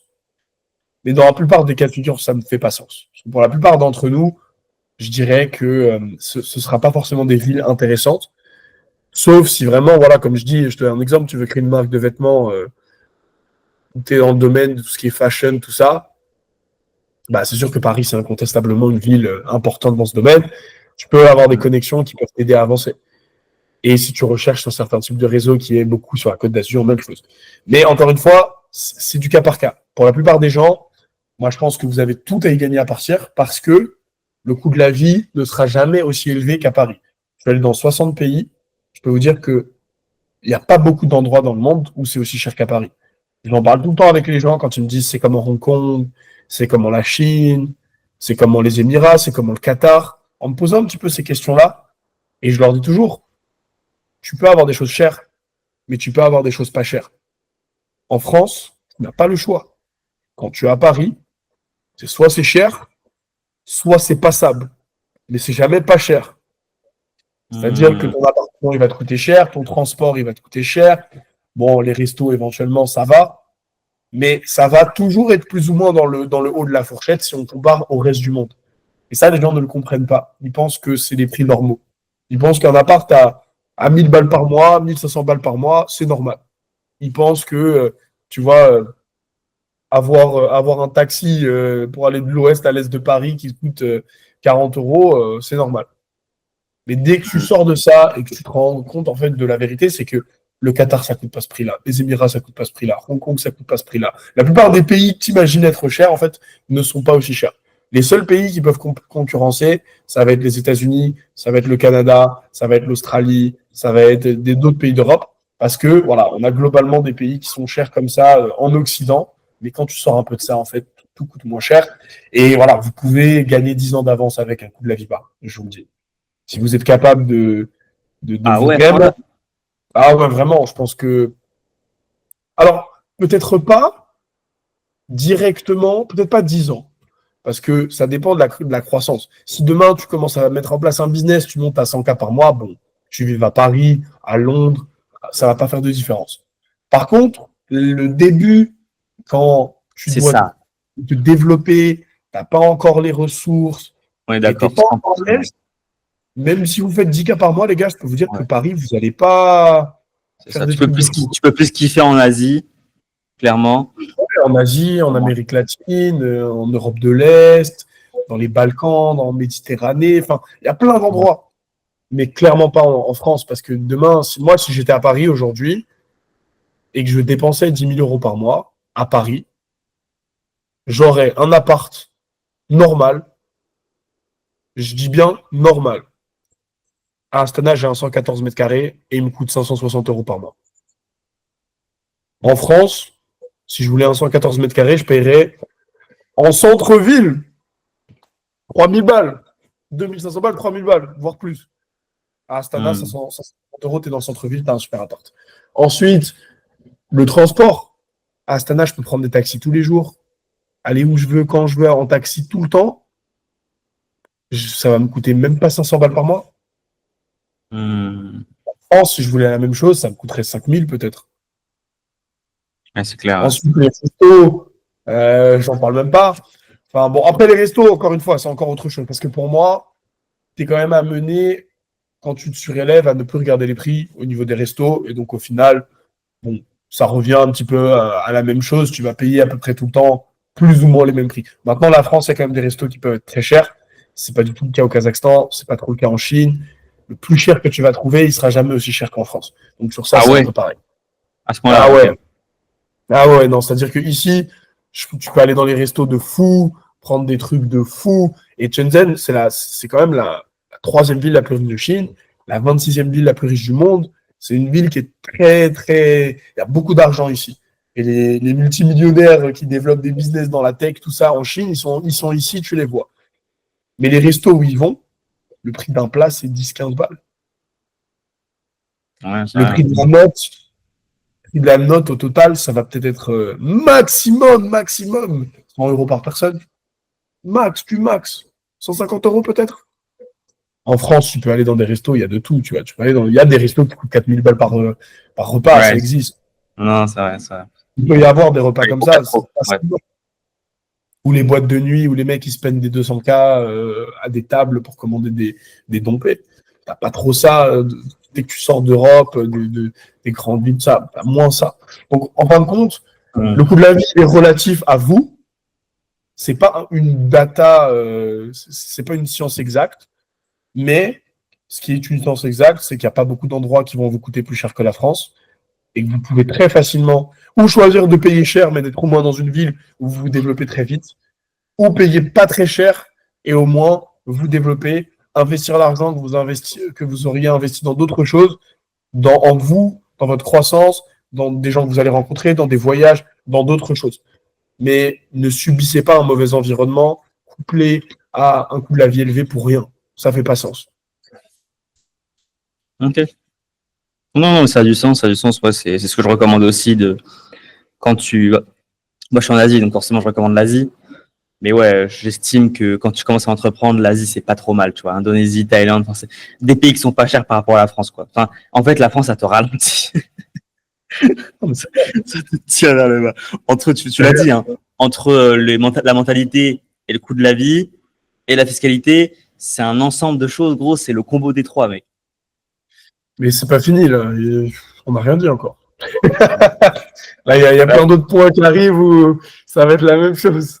Alors, je te laisse continuer avec les libertés individuelles. Alors oui, alors ça, c'est un sujet aussi. Moi, je pense pour le coup que c'est même le sujet où c'est une des raisons principales pour laquelle je pense que j'ai quitté la France. C'est même pas, tu vois, l'imposition, c'est autre chose encore, mais je pense que c'est même pas ça le premier truc. Pour moi, le premier truc, c'est la liberté individuelle. La sensation que demain, je vais vous donner un exemple très simple. Très, très simple. J'ai une vision des choses sur le couple, la vie de famille, le développement dans notre vie d'adulte avec une femme, des enfants, etc., qui est très différent de ce que la France a tendance à mettre en avant. C'est plutôt quelque chose de commun en Asie centrale, en Russie, en Asie, dans plein d'autres pays, mais pas en France. Et c'est plus conservateur. Et en France, si tu dis que tu penses comme ça, et les gens, passer 2 secondes, ils commencent à te critiquer. Et quand tu es dans un domaine comme l'entrepreneuriat, où tu peux t'en foutre parce que tu bosses en ligne, tu fais ce que tu veux, tu es ton propre patron, machin, c'est OK. Mais demain, tu es exposé à une scène publique, à un emploi où ton image est importante, ou même tu as un business, mais tu bosses avec une clientèle qui, voilà, et te voit de façon publique, etc. Tu peux pas parler de ce que tu penses. C'est pas possible. C'est vrai, mec. C'est terrible. C'est un point où, pareil, je parle un peu de moi, mais j'ai beaucoup de mal aujourd'hui à mélanger le perso et le pro parce que je sais que mes clients, j'ai peur que quand ils voient mon compte perso où je parle d'être carnivore, enfin, des trucs comme ça, tu vois, de marcher pieds nus, moi, j'ai peur que ça passe pas, tu vois. Et pourtant, c'est pas une grosse opinion politique de bâtard, tu vois. C'est un truc classique pour moi. Mais c'est ça le problème, c'est qu'en fait, c'est pas un problème de liberté, c'est un problème de mentalité. Ouais, c'est presque une ouverture d'esprit, en fait. Ouais. La mentalité du Français, c'est une mentalité où il est éduqué à penser de la manière dont tout le monde pense, d'être le mouton. C'est une société de moutons, la France. On est beaucoup dans ce truc-là de le modèle, la République. Oh, la République. Oh, il faut respecter la laïcité. Oh, la République. La République, non, non, elle a dit que. Mais le nombre de fois où j'ai entendu ça dans mon enfance, à l'école, avec ma famille, et je me dis toujours, mais pourquoi ils sont autant à tout le temps rabâcher ce truc de il faut la République, non, non, non. Parce qu'en fait, c'est ça le modèle français.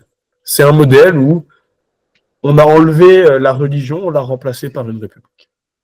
Et c'est ni plus ni moins qu'un cadrage.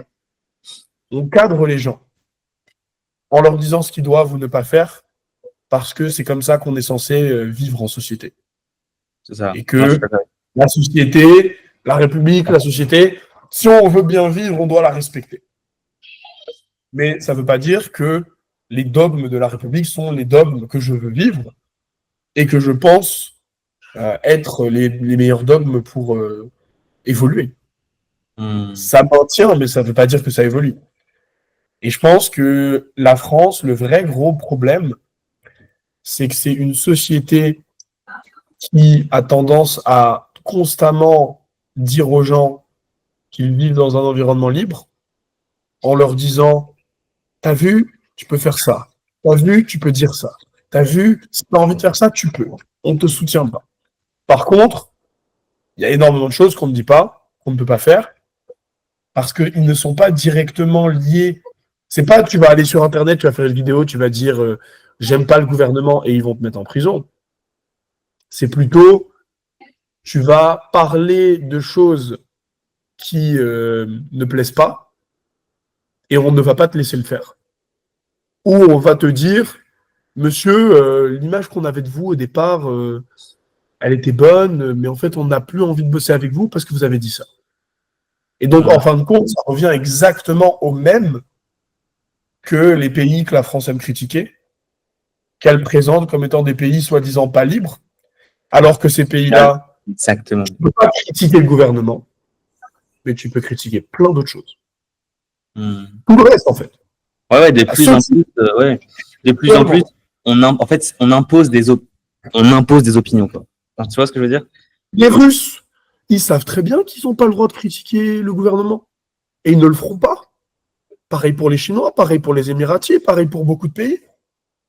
Mais par contre, si à table, ils ont envie de parler du deep state, de manger que de la viande, demain, ils veulent aller dans un truc, ils veulent librement faire du contenu en disant moi je pense ça, moi je pense ça, moi je pense ça, mais il n'y aura pas de problème. Ils vont pas se faire arrêter pour ça. On va pas. Tout bête. Le principe d'incitation à la haine. Je t'ai jamais dit, c'est bizarre. Je peux te faire arrêter pour un truc qui s'appelle incitation à la haine.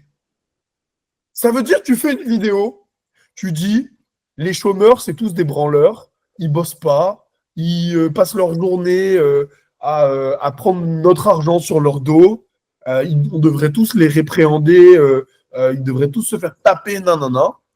Tu fais des centaines de millions de vues, t'es un mec comme nous, on peut t'arrêter. Non.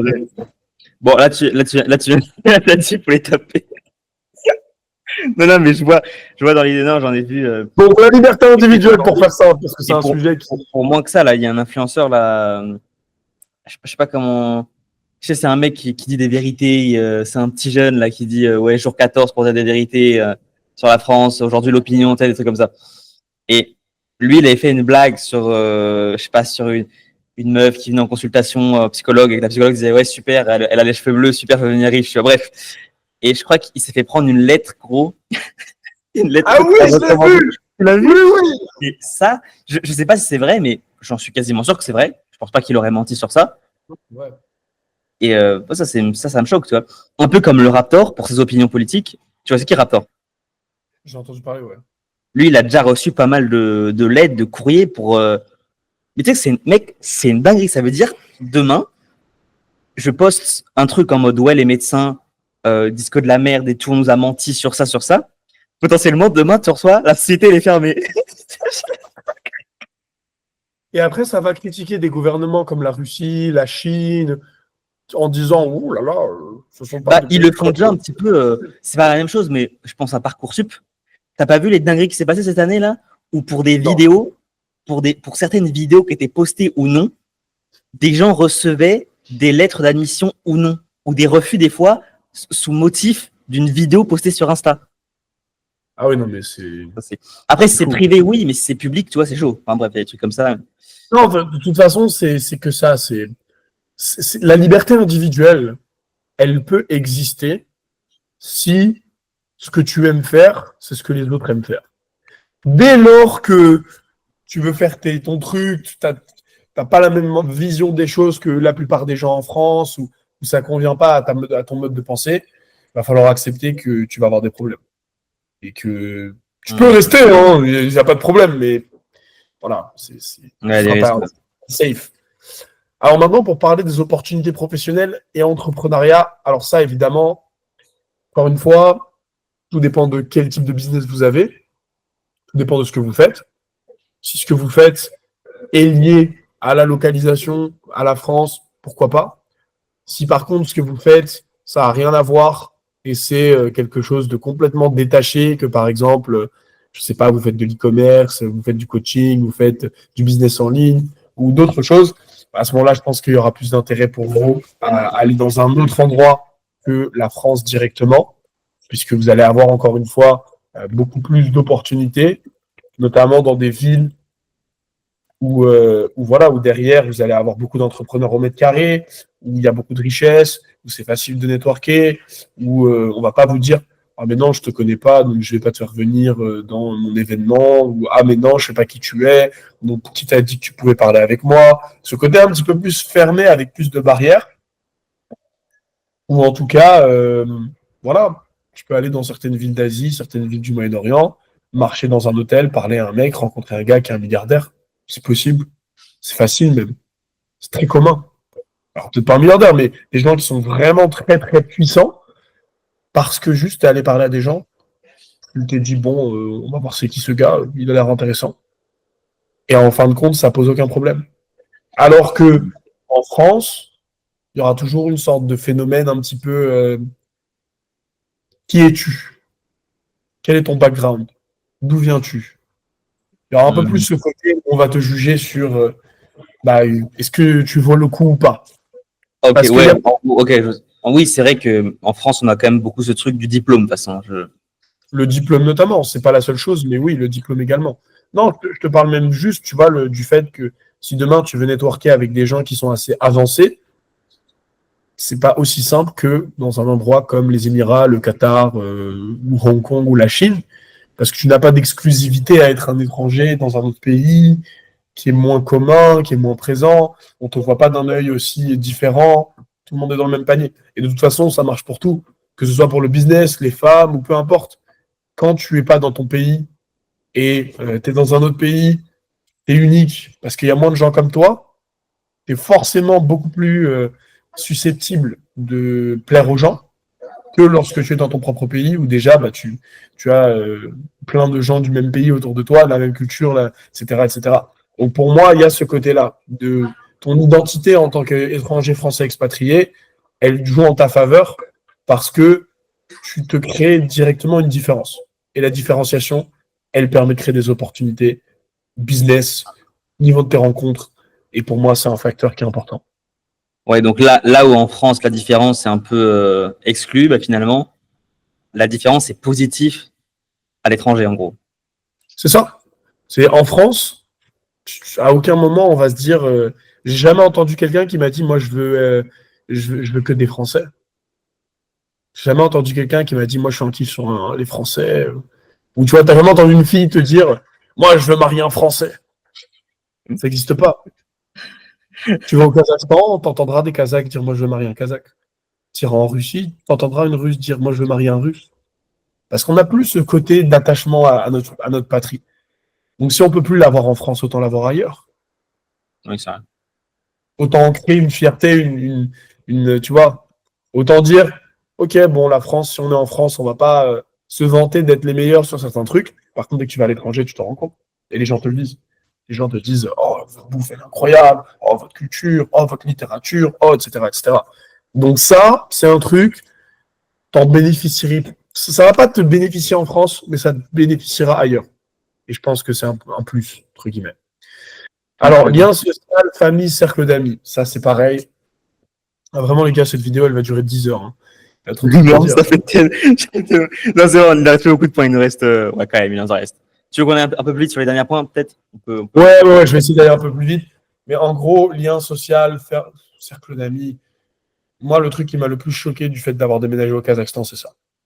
C'est à quel point les Kazakhs, quand ils ont des potes. Ils sont pas semblants. C'est-à-dire que des fois, tu vois, des gens, ils vont faire des trucs pour toi. Tu vas dire, mais moi, j'ai des gens en France, je les connais depuis 15 ans, jamais ils ont À fait la un moitié, ouais. instant de ça. La connectivité des relations entre les gens, à quel point ils sont dévoués pour leurs proches, c'est un autre niveau. Ça n'a Hmm. rien à voir. Les Français, on est très superficiels. Alors attention, moi je suis parisien. Je sais que c'est pas du tout pareil en fonction de chaque région. Et peut-être tu vas avoir des gens qui viennent du sud, des gens qui viennent d'autres régions qui Pas vont dit, dire ouais. c'est pas pareil chez nous. Et ils ont absolument raison. Moi, là, je vous parle vraiment, voilà, grande ville, nord de la France. Les relations entre les gens sont superficielles. Je vois des gens que je connais depuis 15, 20 ans, depuis que je suis presque né, qui sont des gens vraiment que je pourrais considérer comme proches. Mais en fait, le degré à quel point tu es proche, c'est quelque chose qui n'a pas de lien avec le temps. C'est vraiment ce que ça. C'est pas une question de temps.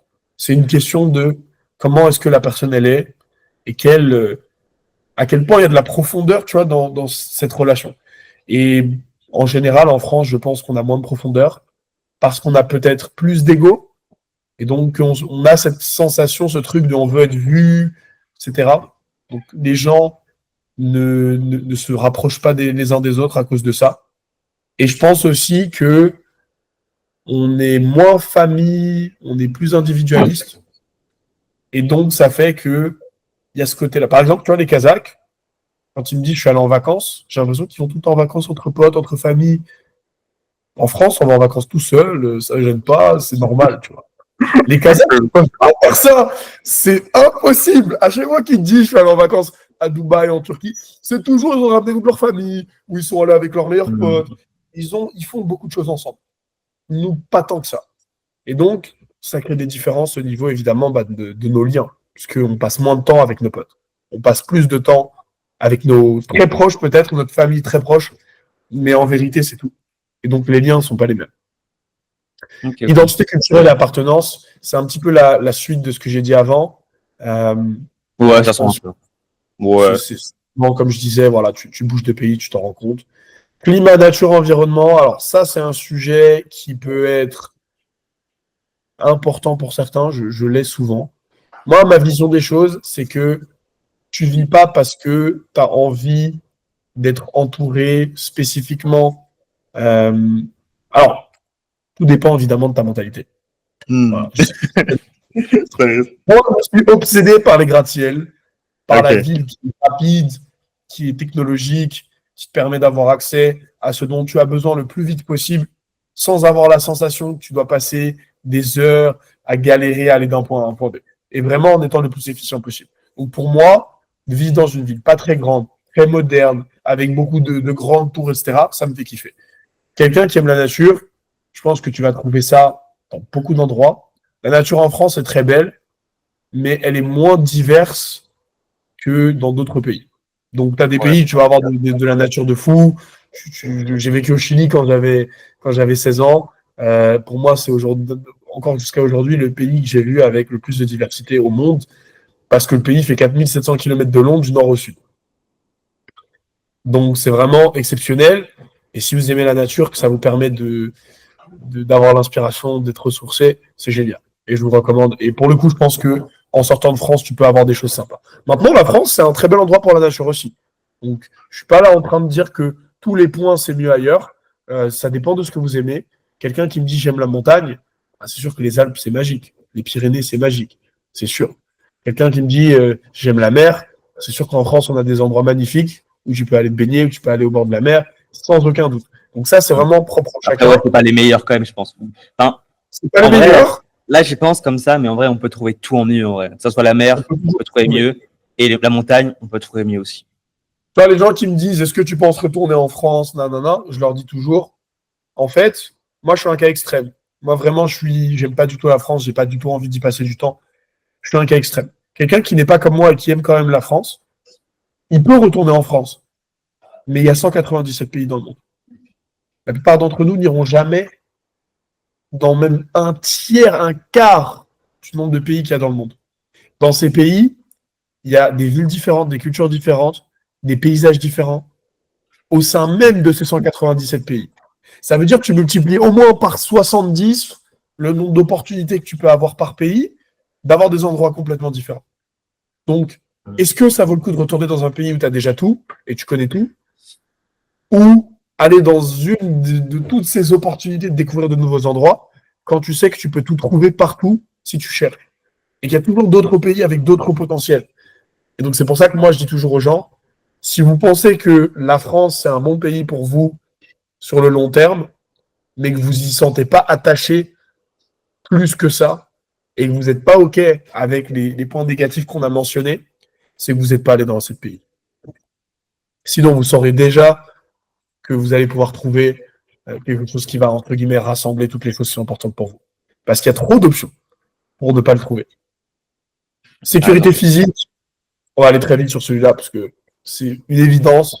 La France est un pays moins safe qu'avant et il y a beaucoup plus safe.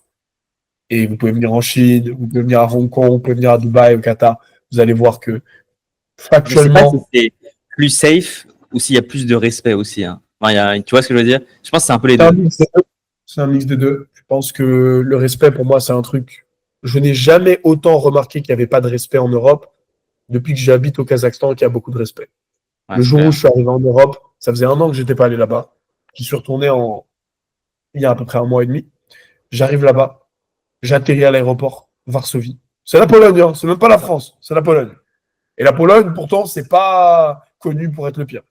J'arrive là-bas, je descends de l'aéroport, je vois les gens autour de moi, je dis, c'est pas possible. Mais qu'est-ce qu'on a fait pour en arriver là? Parce que, en fait, c'est cette société de tu peux faire ce que tu veux, il n'y a pas de problème, qui fait que les gens partent complètement en vrille et qu'il n'y a plus de respect. Et le respect, c'est pas juste, tu vois, pas faire du bruit ou dire pardon, bonjour, au revoir, merci. C'est tout ce qui va autour. C'est dans ta vision des choses, être quelqu'un qui est ouvert et qui montre qu'il vient en cherchant, tu vois, la paix et et à chercher à aller dans ton sens, ou quelqu'un qui vient et qui dit, bon alors là, ramène-moi ça, là, vite, tu vois. C'est même pas la mentalité de se dire, j'ai du respect ou je n'en ai pas. C'est dans ta façon de faire les choses.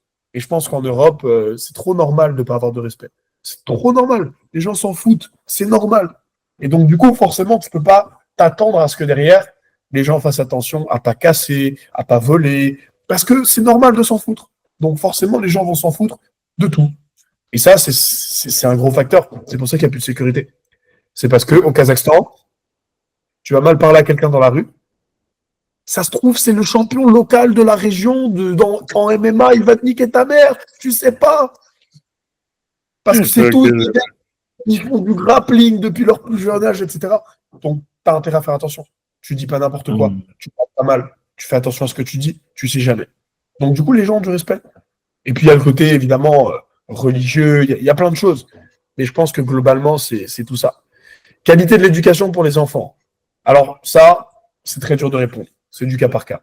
Est-ce que ça peut être mieux qu'en France? Oui, complètement, parce qu'il y a des pays qui sont exceptionnels sur ça. Est-ce que ça peut être pire? Également. Ça, c'est Ah ouais? vraiment. Ah, il y a des pays où l'éducation que les gens ont à l'école est mauvaise, tu vois. Je ne te dirais pas. Ça dépend de si tu prends une école privée, pas privée, école publique. C'est très global. Tu vois, je suis allé dans une école publique au Chili quand je suis allé là-bas quand j'avais 16 ans. J'ai vu comment est-ce que les gens ils étudient. Alors c'est différent de la France, il y a des choses qui sont meilleures, mais moi je me suis vraiment dit c'est la France c'est pas fou niveau éducation, mais honnêtement j'aimerais pas être à l'école là-bas. Mais à l'inverse, j'ai des potes qui sont allés dans des écoles privées et eux ils ont eu l'expérience opposée et c'était le meilleure expérience de leur vie. Donc c'est une question vraiment de cas par cas et c'est trop compliqué de vraiment dire il y a mieux mais il peut y avoir pire. C'est à vous de décider entre guillemets. C'est vraiment comme ça que je répondrai à cette question. Ensuite, infrastructure et confort de vie. Bon, évidemment, ça peut être On en a déjà mieux. un peu parlé avant, mais. On a parlé un peu avant. C'est une question de choix. C'est-à-dire que tu vas avoir des pays, tu peux avoir plus pour moins, des infrastructures malgré tout très développées. Tu vas avoir des pays où il y a moins d'infrastructures. C'est vraiment, encore une fois, une question de choisir et de faire la part des choses sur la carte. Bureaucratie et facilité administrative. Alors, celle-là, c'est vraiment quelque chose de très très problématique en France et je dirais en Europe en général parce que il y a deux choses. D'un côté, il y a la complexité d'un système et de deux, il y a à quel point est-ce que les gens sont efficaces. Tu vas à Hong Kong, en Chine, l'efficacité elle est impressionnante et ce malgré un système extrêmement compliqué parce qu'ils ont un pays qui est tellement grand que forcément leur système est super complexe. Ils doivent avoir des administrations, des bureaux, des trucs pour tout, de partout. Mais malgré tout, ils s'en sortent parce qu'ils ont une efficience et une organisation exceptionnelle. La France, on est dans un système impérialiste d'un continent, qui est le continent européen. Et d'ailleurs, le jour, je vois une vidéo d'un mec qui expliquait à quel point l'Union européenne ressemblait au fondement de l'URSS dans son organisation géographique. C'est très intéressant. C'est très, Tu me très marrant. l'enverras. Tu me l'enverras, ça m'intéresse. Parce qu'il montrait qu'il y avait plein de principes en fait dans l'organisation des pays de l'Union européenne qui ressemblaient à ce qu'avait fait l'URSS à l'époque. Parce que voilà, c'est un système où t'as beau être dans ton pays, t'es pas dans ton pays.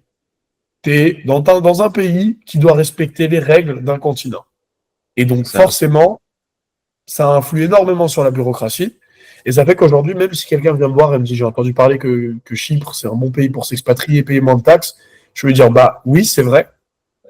C'est en Mais Europe. la liberté que tu vas avoir à Chypre, elle est déterminée par Bruxelles, par la Banque Centrale Européenne, je ne sais plus dans quelle ville elle est, par, tu vois, le comité du commerce européen, par tout un tas d'institutions qui, en fin de compte, rendent ta liberté de faire ce que tu veux avec ta société beaucoup, beaucoup, beaucoup moins importante que si tu allais dans un pays qui peut être juste à côté, mais juste qui n'est pas dans l'Union européenne et qui fait ce qu'il veut. Et donc, forcément, c'est ça qui va beaucoup influer, qui va faire que ça va être plus ou moins facile de faire quelque chose administrativement. Mais pour moi, l'Union européenne, ça reste quand même relativement compliqué dans sa globalité, quoi. Ok, ok. Non, c'est clair, je pense. Après, peut-être aux States, ça va peut-être être la même chose, je suppose, tellement il y a de, tu vois. Non, je sais pas. Oui, globalement, aux États-Unis, je pense que ça ressemble. Maintenant, une différence qu'il va y avoir, c'est que malgré tout, ils sont très individualistes. Donc, il y a plein de règles qui sont adaptées à ce mindset-là. Du style, aux États-Unis, si tu es un millionnaire, tu peux ne pas payer d'impôts du tout. Ça existe. Il y en a plein. Parce que le système, il est individualiste. Donc, si tu es quelqu'un qui dit, moi, je fais des millions, je contribue, j'ai des employés, j'ai des bureaux, je ne veux pas payer de taxes, tu peux. En France, Incroyable. tu peux pas. Là, Ouais. Donald Trump ne paye pas de taxes. Robert Kiyosaki ne paye pas de taxes. Elon Musk paye probablement pas de taxes. Parce que c'est un système où l'État, il sait comment il va prendre de l'argent. Et après, il va dire, c'est à toi de décider si tu veux que je le prenne comme ça ou comme ça. La France, c'est pareil pour tout le monde, j'en ai rien à foutre que tu sois milliardaire ou pas. C'est ça la différence. C'est pour ça que beaucoup de gens décrivent le système français comme un système qu'on pourrait associer au socialisme, au communisme, parce que c'est un peu le même fondement. C'est l'idée que, oui, certes, tu peux te surélever dans la société, on va pas tout te prendre, mais sache que si tu le fais, tu as plein de règles à respecter, parce que on va pas te laisser faire ça comme ça. Parce que le gars qui travaille dans le bureau, là, qui fait les papiers, bah, faut bien le payer. Tu vois ce que je veux dire? C'est cette mentalité-là qui fait qu'en France, beaucoup de limitations que tu vas peut-être pas avoir ailleurs, et ça peut paraître complètement fou à dire. Mais tu as moins ça en Chine, qui est un pays dirigé par un parti politique communiste, qu'en France, qui est un pays dirigé par un parti politique qui est plutôt l'opposé. Et donc, c'est ça qu'il faut regarder, pour moi. C'est, tu peux avoir un gouvernement aussi strict qu'il soit, aussi autoritaire, on peut appeler ça une dictature, on peut appeler ça ce qu'on veut. Si à la fin de la journée, tu as de l'argent, tu dépenses ton argent plus ou moins comme tu veux, tu vis bien, tu te développes, dictature ou pas, démocratie ou pas, c'est le pays où tu vas te développer, c'est le pays où tu vas avoir la liberté qui va gagner pour moi et qui va prôner. Et c'est pour ça qu'aujourd'hui, je ne regarde pas la démocratie comme un critère de est-ce que c'est bien de s'expatrier ou pas là-bas, est-ce qu'un pays il est bien ou pas, parce qu'il est démocratique ou pas. Je regarde ce qui marche le mieux. Et j'ai de moins en moins tendance à croire dans le système démocratique, parce que je trouve que c'est tout simplement le système qui marche, qui est en train de décliner le plus si on compare à la globalité des pays qui se développent dans le monde par rapport à des pays qui fonctionnent différemment, mais qui en fait nous prouvent qu'aujourd'hui, le monde est en train de changer. Ce qui marchait il y a 50 ans, ça marche peut-être plus aujourd'hui. Parce qu'il y a 50 ans, les gens, ils avaient des éthiques, ils avaient une mentalité qui était différente que les gens n'ont plus aujourd'hui. Et aujourd'hui, les gens, c'est plus des assistés que jamais. Donc, ils ont besoin d'un gouvernement qui est strict. Sinon, ça marchera pas. Non, ça fait du Donc, sens. Donc voilà, j'espère en tout cas avoir bien répondu à toutes les questions. C'était un peu long, Mec, mais merci pour tout le temps que tu as pris. Franchement, je pense que tu as été assez clair, assez explicite. Est-ce que tu as envie d'ajouter quelque chose, de faire une petite conclusion de ton côté? T'as la envie aussi conclusion, c'est vraiment, je cherche vraiment pas à dire aux gens que la France c'est mal, qu'il faut s'en aller. C'est pas du tout l'objectif que j'ai, même si c'est ce que je pense. C'est pas du tout l'objectif pour moi de vous dire ça comme ça. Mon objectif, c'est de vous dire, ne choisissez pas un pays par facilité, parce que vous y avez vécu toute votre vie et vous pensez que c'est ce qu'il y a de mieux par manque de connaissance de ce qui existe, mais plutôt allez voir dans le reste du monde ce qu'il y a, comparez-le avec les connaissances que vous avez actuellement de ce qui existe. Et si vous vous rendez compte que les caractéristiques du fait de vivre là-bas sont meilleures, n'hésitez pas à vous expatrier. Faites ce qui est le mieux pour vous. Ne faites pas ce qu'on vous dit de faire ou de ne pas faire, ou ce qui vous paraît ou pas bien. Faites ce qui est mieux pour vous. Et si ce qui est mieux pour vous, c'est d'aller dans un endroit qui n'est pas confortable au début, bah, il faut le faire quand même. Parce que c'est comme ça. Tu vas jamais changer d'environnement en un claquement de doigts dans le plus grand des conforts. Tu vas changer d'environnement en un claquement de doigts parce que tu vas décider de le faire. Tu vas déjà passer à l'action. Tu vas faire quelque chose que la plupart des gens ne feront pas. Et c'est ça qui va t'offrir les opportunités et les avantages que les autres n'auront pas. Et ça demande du courage, ça demande de la détermination, et ça demande certainement de faire des choses qui parfois peuvent paraître bizarres, mais je peux vous dire qu'à la fin, ça vaut le coup. Et si vous faites le choix bien, vous allez aussi vous rendre compte que le retour en arrière, il fera jamais sens. Parce qu'il suffit de bien. Donc voilà. Et venez me follow sur Insta si vous voulez plus de contenu sur l'expatriation. Les gars, je vous mets son Insta en bio, en description YouTube. Si vous avez besoin d'une petite société offshore, Evan. Toujours. Toujours. Vous êtes le bienvenu. Et non, mec, c'est cool. Franchement, merci beaucoup. Gros, j'aimerais. Je vais pas prendre ton temps plus que ça, mec. Je pense qu'il faut que tu ailles manger. Juste, déjà, merci. Merci déjà, mec, d'avoir pris ton temps pour ma vidéo. C'est cool. Avec Je te remercie. Si je te dis que j'ai envie de faire tout, là, j'ai envie de le faire en Albanie et qu'il me faut une société en Albanie. Toi, t'en penses quoi comme ça? Est-ce que ça te paraît.